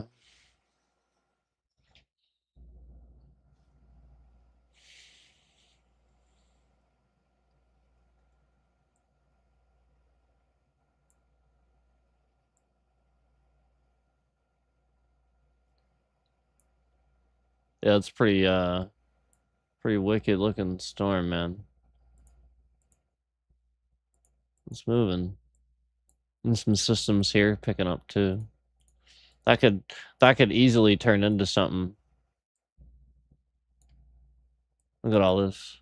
Look at all this. Look at all this. This could turn into a system right here. Like just another one. See how it's doing that? Cause this is coming up through here. I don't know, man.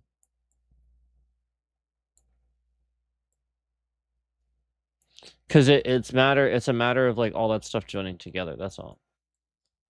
Like obviously it's not coming.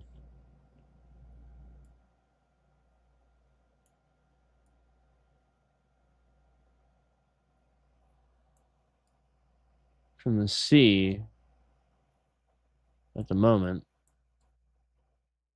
So we're just talking about storms, clouds, wind. So yeah, like again, with all this stuff converging, I could easily see some system forming there, and that could be what they're even talking about. But I'm more watching this thing down here. This one. That is headed right for it. If it gets there. I think it will too. Like that's a pretty big, like this one's going this way. Let's be honest. This one's going this way.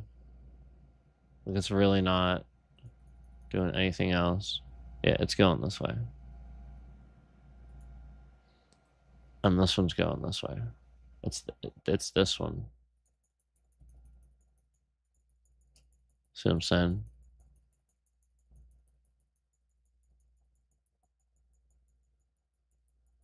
So I would watch that one.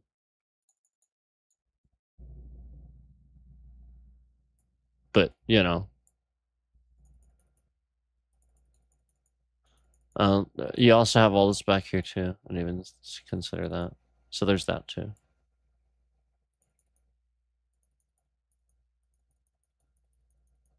There's a very good chance that's going to go right up that way too.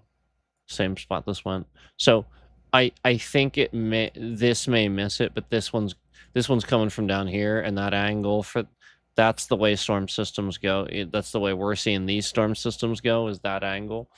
That's the way the front seems to be pushing them, and it's just going right that way. So we see this one same angle, this one same angle. So I'm assuming then that the front is sort of pushing it all up that way. With my mouse pointer, if it's easier to see, all up kind of this way. You know, if I was drawing arrows, I would draw them going up, you know, and then I'd draw a thing. But yeah, you get what I'm saying. It's sort of pushing it all up this way, and you know, these are going to go up here, these are going to go up here, and this is going to go right there. So there you go. But I still think you got a few hours yet, and I could give it time. I could give it time to just miss it or die off. I don't think so though. I think that it's a fairly accurate thunderstorm warning. I think this is all accurate.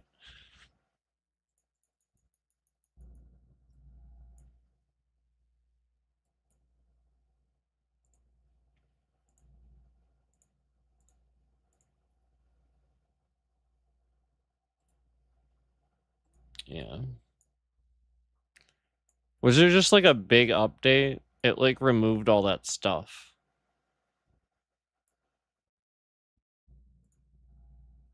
Oh, I clicked something. My fault.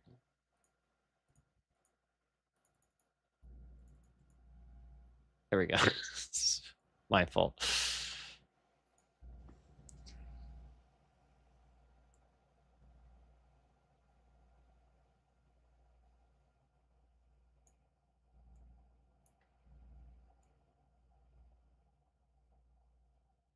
Cool. Yeah, I think that's pretty conclusive to see where that's going, man. Let's look at it from down here.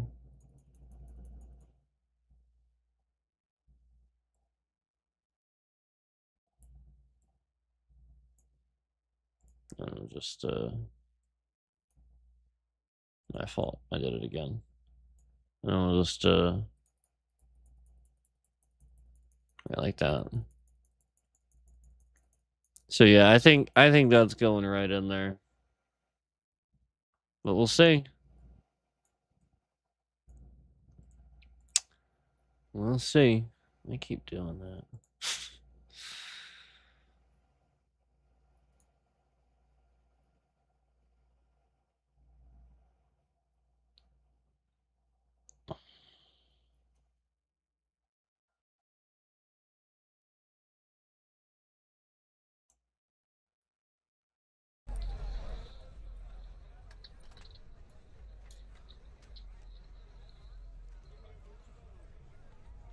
People are picnicking and setting up.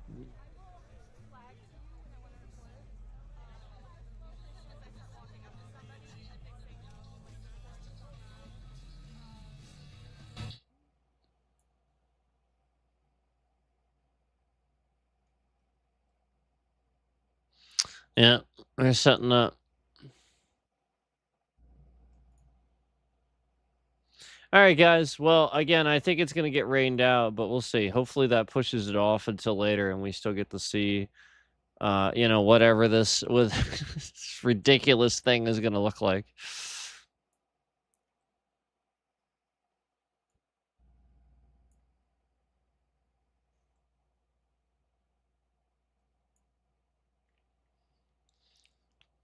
I don't want them to have erected all of this to not do it. Obviously, I don't want it to get rained out necessarily. That's not necessarily what I'm hoping for, because that's a waste at that point, So but yeah, obviously, I don't agree with it, obviously, but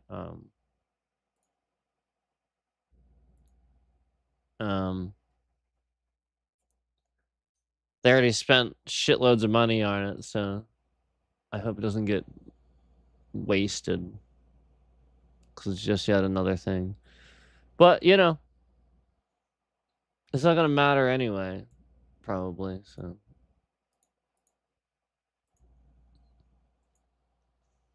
right, guys. Well, I'm probably gonna get off here. Probably gonna get going here.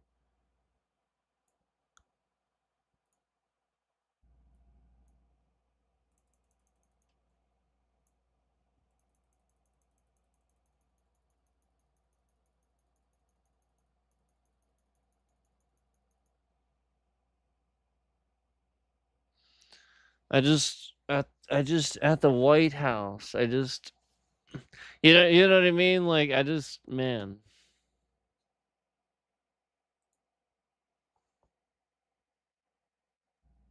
That's all. It's that. I don't care that he wanted to do a USC event. It's the fact that it's at the White House. It's a matter of national security. So it's more about that.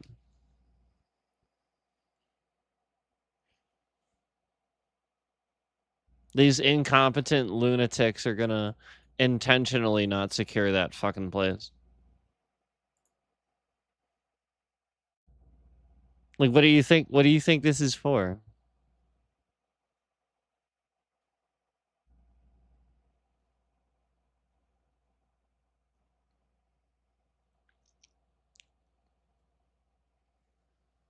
Ridiculous.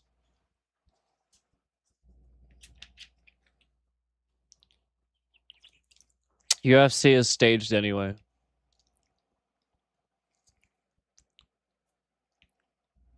Here's how it works. Bunch of rich guys go in there and they approach the fighter and they go, I'm gonna pay you $9 million to take a dive. And the guy goes, fuck, that's way more than I'm making. Okay. And then another rich guy comes in there and goes, I'm gonna pay I'm gonna pay 10 million to win. And then it's just a bunch of rich guys fighting behind the scenes.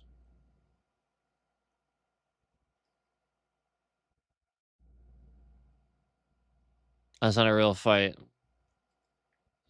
And the fighters themselves, literally just get paid half the time to do stupid shit. Like, I don't know, randomly drop their hands and get knocked out for blatantly no reason. You know, stuff like that. So I mean, you know, it's not like any of us think that this has been, you know, not bullshit for a while. Obviously, I'm not talking about amateur hour. Nobody cares about the amateurs. We're not talking about that. They keep them out of that. I'm talking about the celebrities.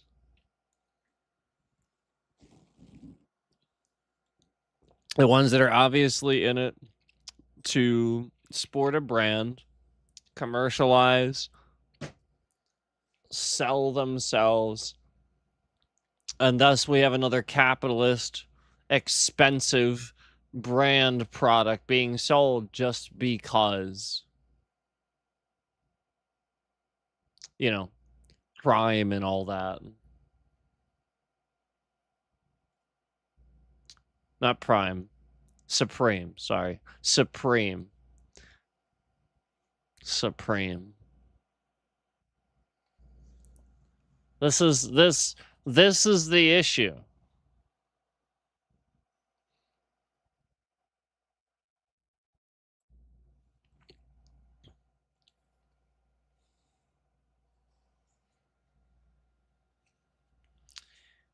The whole image of the rap persona of the expensive this and that.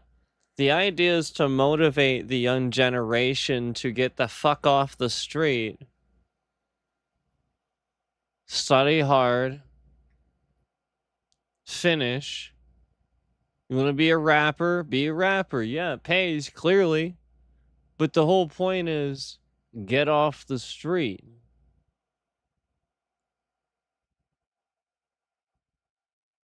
Like stop trying to take it. You know, like that sort of thing where they're holding people up, and it's, you know, like it's that sort of a, like, you know, they just live in a very bad, you know. So like that's the point, okay?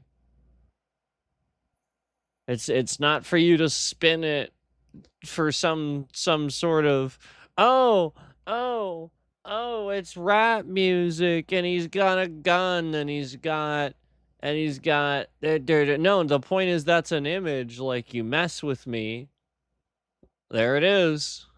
It's just an image, man. He's not threatening anybody. They get threats all the time. Okay? I mean, it's literally that. Because they grew up, got out of that crap, and the people they got away from are threatening them. It's literally that simple.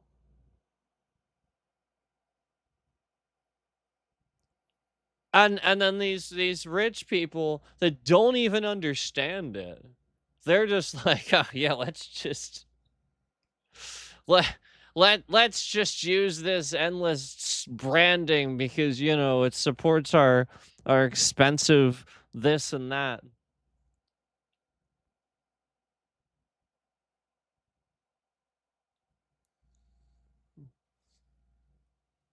As much as I support Adam Sandler's decision to be a Trump voter and people like him and stuff like that, what I don't support is people like him and his lifestyle, where you can go to a fucking store and buy a leather jacket for $200, but no, he's going to shop at the one that's in Beverly Hills that everybody knows about, that's really, really name brand. And there's no fucking reason why that fucking jacket should be goddamn $4,900, but it is. And he's Adam Sandler, so he's going to afford it. This, what are you doing? And then, you know, I guess he walks around, looks like a bum and stuff like that, wearing hoodies and stuff. So that, like, I guess it throws it off. But what you have to realize is if your daughter is buying a bunch of shit at a store like that and you're giving her that money, you're teaching her the wrong fucking things in life, Dad. Okay? It doesn't take a rocket scientist to figure this out. Okay? I don't give a shit. Yes, if she wants to go there and shop, she deserves a right to have a private room and not be harassed, just like any other rich motherfucker. But, again, why the fuck is that shit that price? And why are you teaching those people that that's reasonable? There is no ungodly reason why that should ever be the fucking case.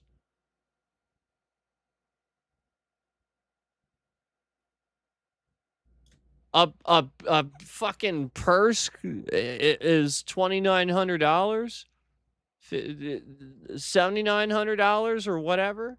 A purse.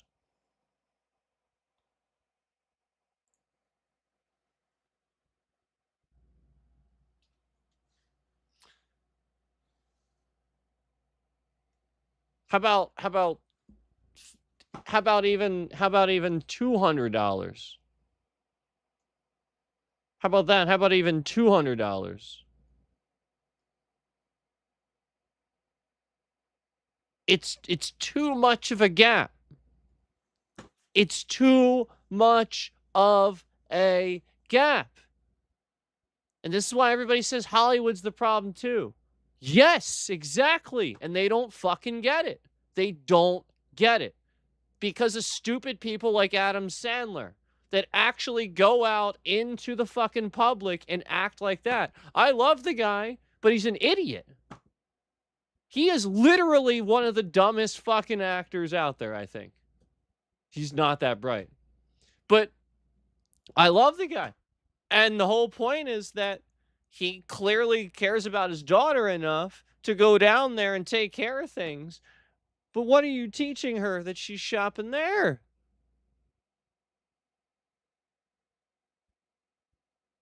What the fuck?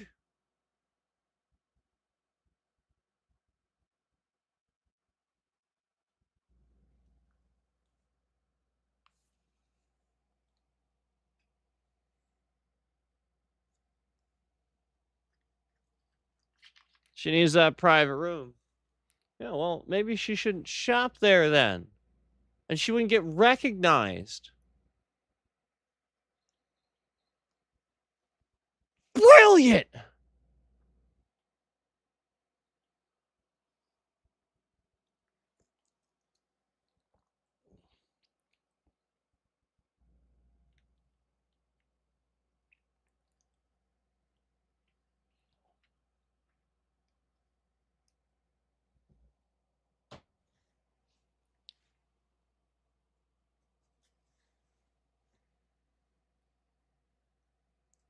Then he sues the clothing store. He sued the clothing store.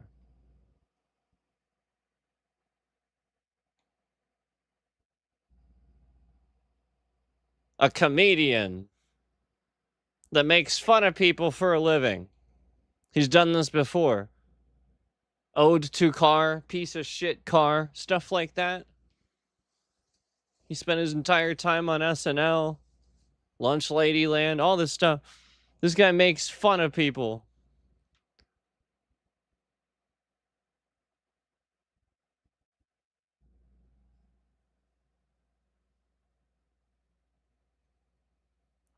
And his very privileged daughter wanted a room at... Oh, and so he sues the... Come on.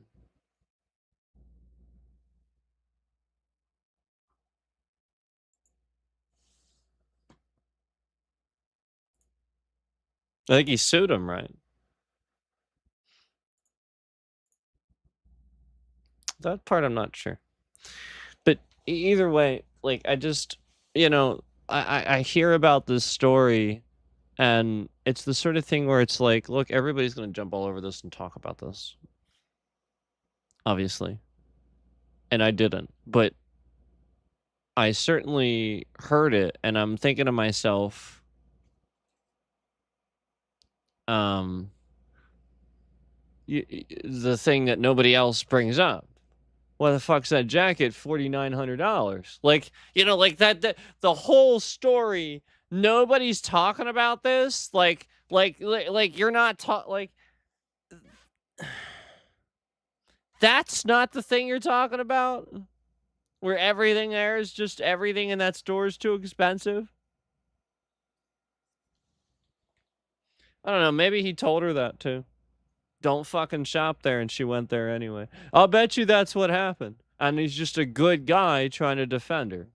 I'll bet you that's exactly what happened. That's what you got to realize. So, you know, you can't, some stuff you can't take at face value like that. You know what I'm saying? And,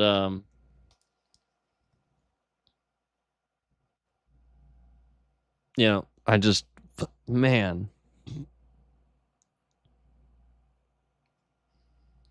You know, it's like if you look up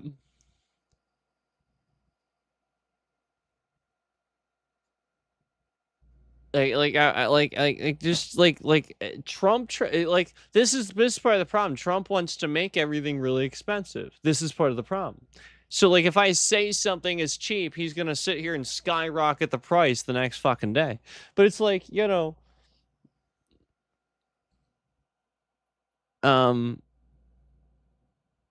all you know, like all the time, just because you have something, you know, that might be something that somebody else doesn't have. It looks nice and stuff like that, but it's like wow, you know, that must be really expensive. And no, why? Because it's the only company that actually cares about engineering and product display and gives a shit about selling their product in a way that other people want it. So therefore it's expensive. Oh, that's right. We're in a society where everything is garbage. That's right. Okay. So that way, if there's a $5,000 price tag, now you can sue the company. That's right. It's over a certain amount, so now you can hold them accountable if they sell you a shit product. I get it now. Everybody wants to make a lawsuit out of everything. So, like, this is a real issue. And you know, a lot of this comes down to America outsourcing. We've talked about this, and Trump isn't helping with this. He just gave China all the NVIDIA chips, but I've talked about this. He talked about this. He ran on this. Not outsourcing too much manufacturing to China. And again, I do think they should have some, but it's too much. And you just get so much mass-produced shit where now it's like if there's like a specific design, there's actually like certain things, like for example, China, if they look at a US person, any given product that they may be wearing, look at my bit rate. Isn't that insane? As soon as I say China, fascinating stuff, huh?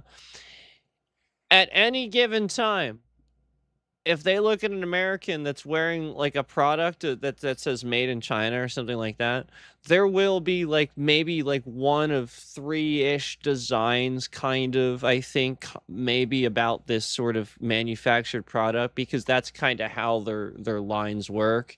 And so like let's say they would take a look at somebody, they could just look at like, you know, like your watch or this or that and be like, that's made in China. Because just an assembly line slapping a different name on it and selling it to another entrepreneur in the United States that wants to capitalize. And they're capitalizing by outsourcing it to a Chinese manufacturer. So like that's literally all it is. They're just getting scammed by these people that sell like these things, these products, and offer assembly line ways of, you know, like just getting a whole, you know, massive amounts of like this or that. And so like again, there's nothing necessarily wrong with that, but again, doing too much of it obviously is bad.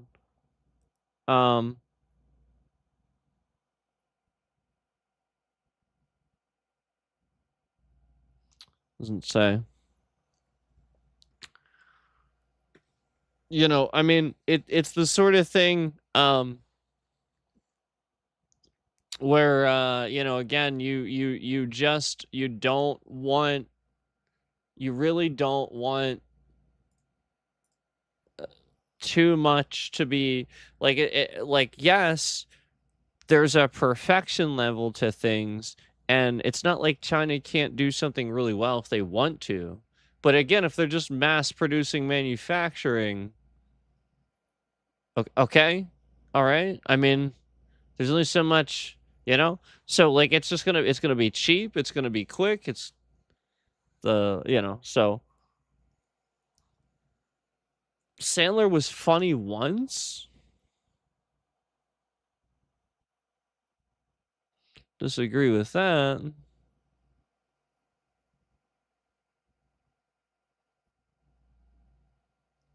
Happen to like Adam Sandler quite a lot. And yeah, he was part of that cast. He was part of the cast that I watched you know, like that I grew up with SNL. He was part of that whole cast. I sort of grew up, while I liked the cast, you know, sort of from the early 90s, I more definitely grew up into, you know, Adam Sandler, Chris Farley, Rob Schneider, that whole thing. You know, honestly, like watching Grown Ups for me, that was, you know, like that was definitely like yep, that's that's that's what it feels like, you know, like that there's definitely some relatable things in that. And um, you know, while I don't necessarily fit any one of those guys. You know, maybe a little bit of this guy, a little bit of that guy. You know, so there was definitely, yeah. I think he's funny and can write stuff. But it's definitely it's definitely. I mean, you know, it's definitely an opinion. I liked like I said, I liked what he did with yeah, his songs were always. I always thought his songs were funny.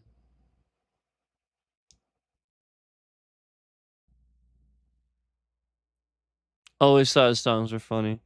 And I always thought he was a better actor than people gave him credit for.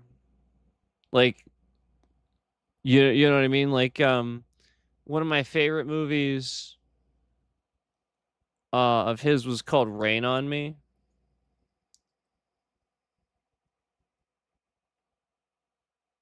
Don Cheadle. Adam Sandler, Don Cheadle, Rain on Me. Good movie. And he's a drummer.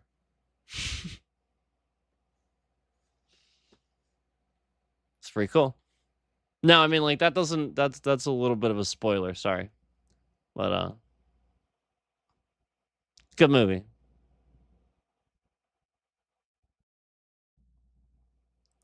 But I liked I liked the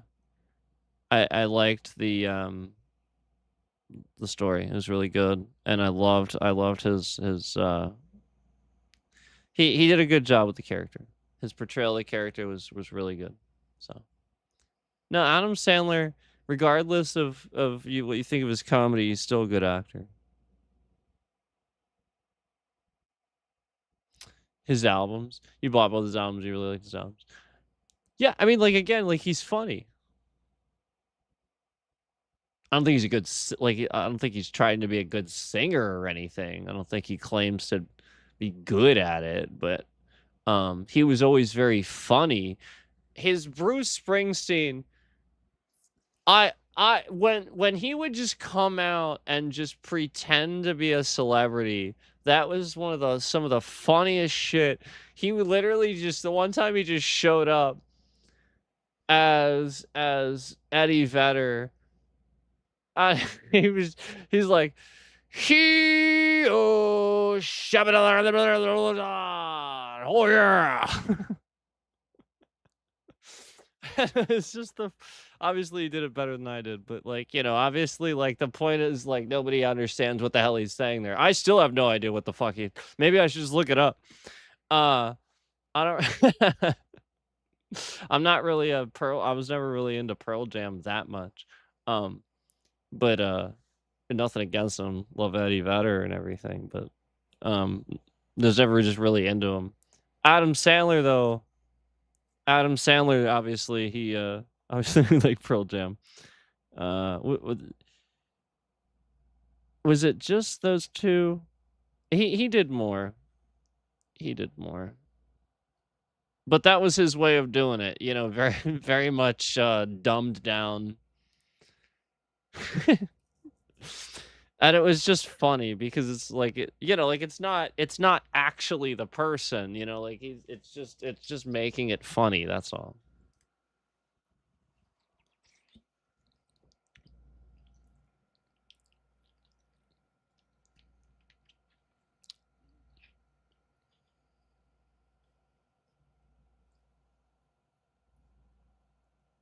I'm trying to remember how his Bruce Springsteen thing went, but it was more about the look. He just for some reason he just nailed that. Well, he'd come out like facing the other way, and he'd have the sleeves rolled up, the shirt tucked into the jeans, I think that's what he did, right?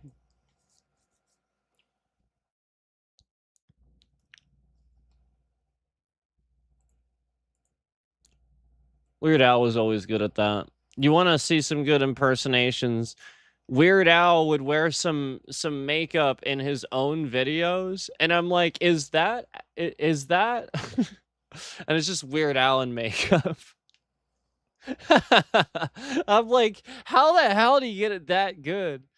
There was times where I was like, really? But then like there's obviously times where he does that on purpose. He does it classically bad, like Fat. Fat was great.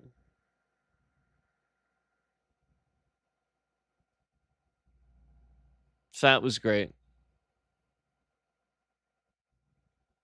If you haven't heard Fat, you need to hear Fat. Eat It was great too. That was great. You guys know pretty much my favorite Weird Al song is UHF though. Like I love UHF and I love the movie, so like the theme song, that's probably pretty much my favorite. It's probably been stuck in my head since I heard it last.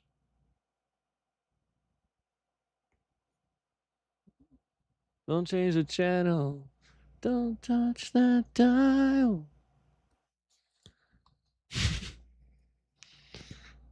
Should watch it. It's funny. Isn't it on YouTube now? Did I do this before?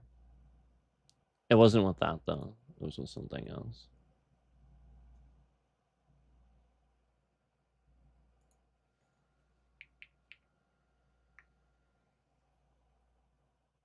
Yeah, it's on YouTube.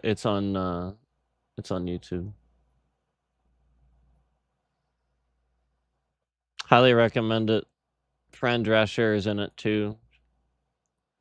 Michael Richards. He that was before he was even Kramer. That was like even before that. I bet you won't even recognize him. He's Stanley Ipkiss though. The janitor. It was perfect. It was perfect. It was absolutely perfect. And I'll probably,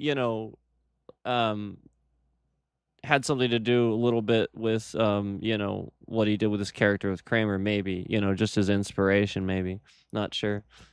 But I sort of get that impression because Kramer was very because he got lots of practice being very physically animated on UHF, so he may have used some of the inspiration from that for the the door openings and who knows.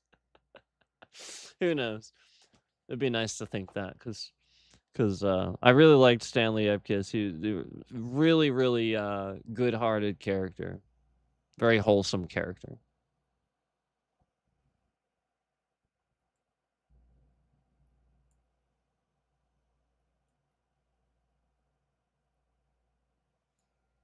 I mean, everybody was great. I liked the guy that played the opposite, like the rival TV station's news anchor. He was brilliant. I thought he was brilliant. I loved him. But like everybody was great. And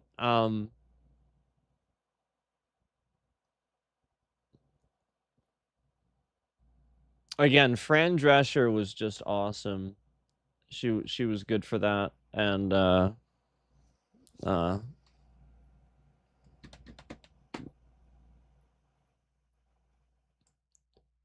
trying to think Weird Al's it's been so long. Don't hate me for forgetting her name because like I mean like how many times like this is 80s actors at this point. So give me a second. But like his girlfriend in the movie, she's really cool. She's a really good actor. Victoria Jackson. I've seen her in so many things. I have seen her like she used to do things like let's see here.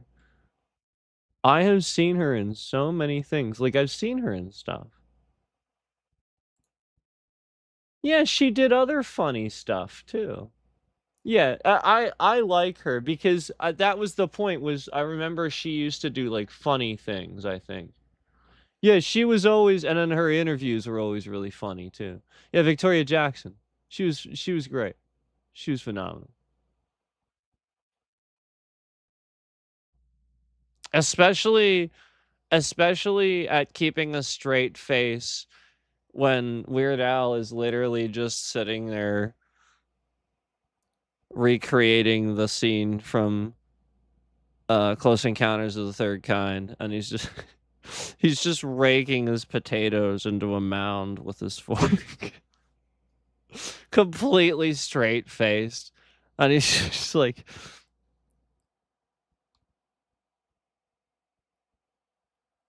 this means something. This is important. How do you do it? How do you do it? I mean like everybody must have been just laughing, carrying on. He's so funny. Never mind how many times somebody got hit with a frying pan or just something totally ridiculous they did on that, like Spatula City. You know, like just just all these really ridiculous things they did for that. Spatula City, we sell spatulas, and that's all.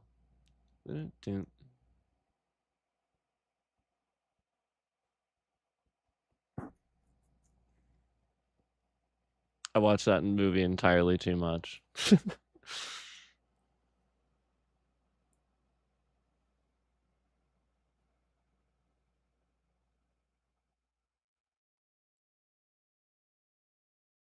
Her best role was Dr. Detroit. Great movie. I'm not sure if I've seen that one. I'll have to look that up.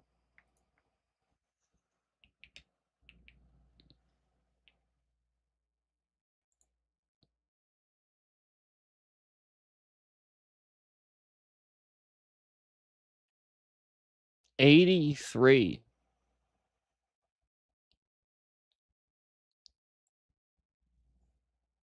It's got Dan Aykroyd. Oh man. Well, now I have to watch it. It's got Dan Aykroyd. He's the main. According to this. Oh yeah, he's right there in the front. Yeah, it's Dan Aykroyd. Is he like the cover makes it look like he's a pimp? Yeah. That's funny. So Dan Aykroyd plays a pimp in that. So is it I guess I didn't look. Is it a comedy? I'm sorry. I didn't even look. I'm sure it's a comedy. I'm sure it's just a comedy.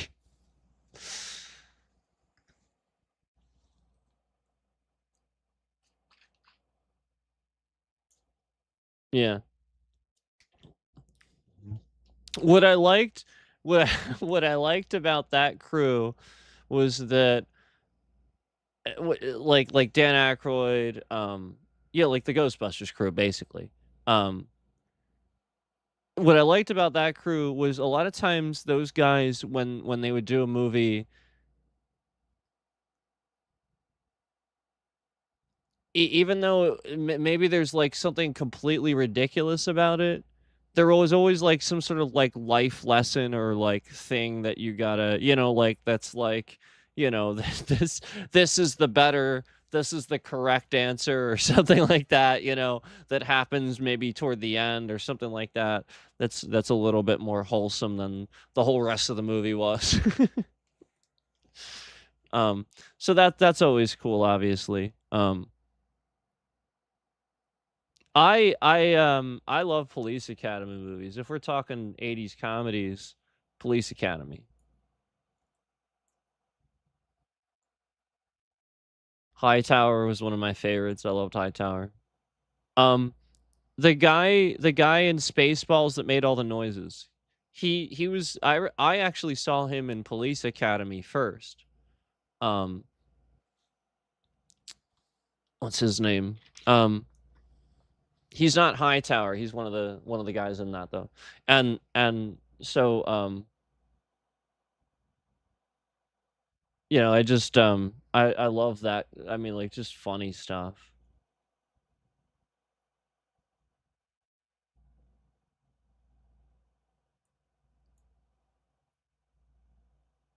Mike Winslow, that sounds right.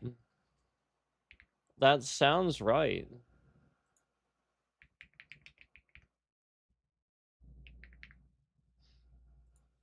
Yeah, that's him. Yeah, he's great. He's so funny. I have always loved and been amazed at his ability to do that with his mouth. That is always that has always been incredibly entertaining to me.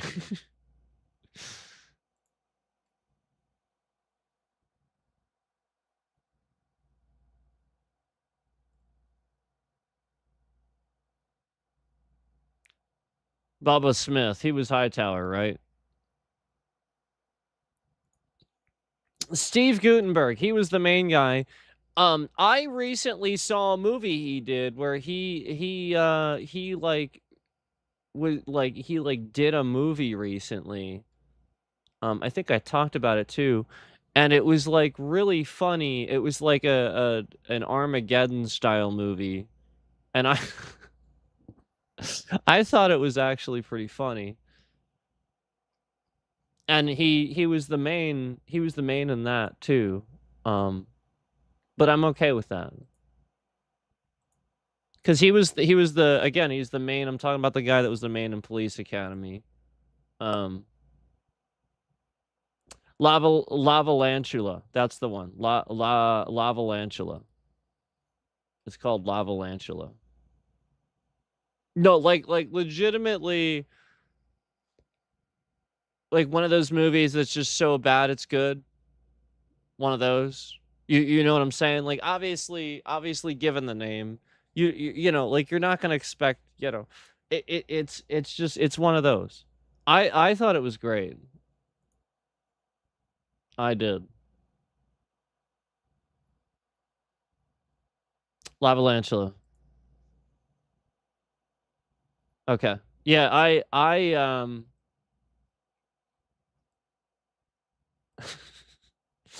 Steve Gutenberg's great. Wait, there was a sequel? Oh man. I didn't even know that. It's on YouTube. There's a sequel and it's on YouTube. It's called Two Lava, Two Lantula. Oh snap. Look this up. Hold on. Sweet.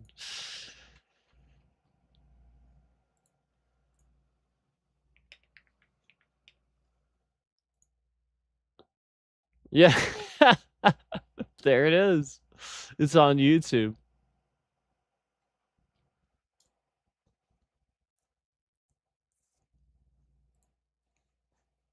So the sequel is right on YouTube for you.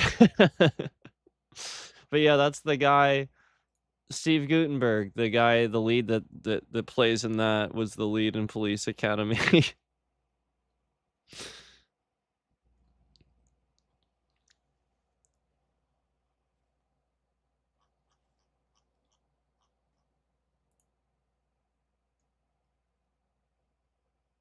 All right, guys. Well, it's probably about time for me to get going here. Let's take a look. It does, in fact, look like we have this storm actually moving in now.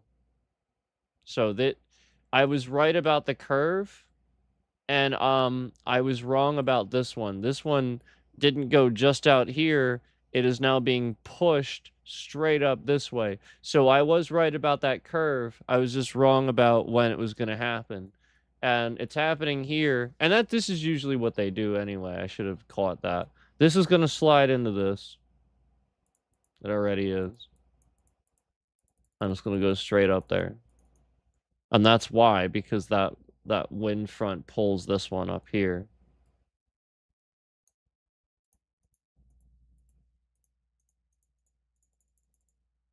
I should have caught that. But yeah, there you go. And then there's still all this, but obviously that shifted up north like I thought it was going to.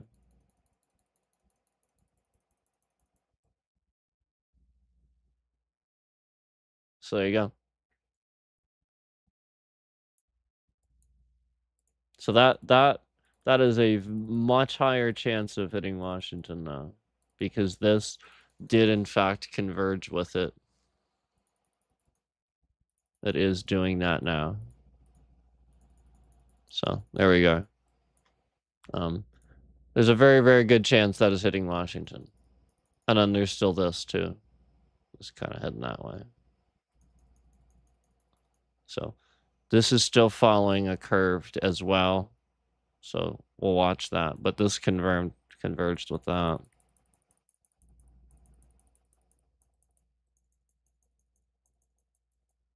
Okay.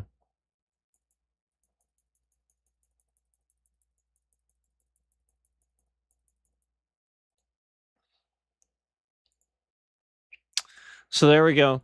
Like I said, I'm gonna get off here off the stream now. But thanks for watching. Appreciate it.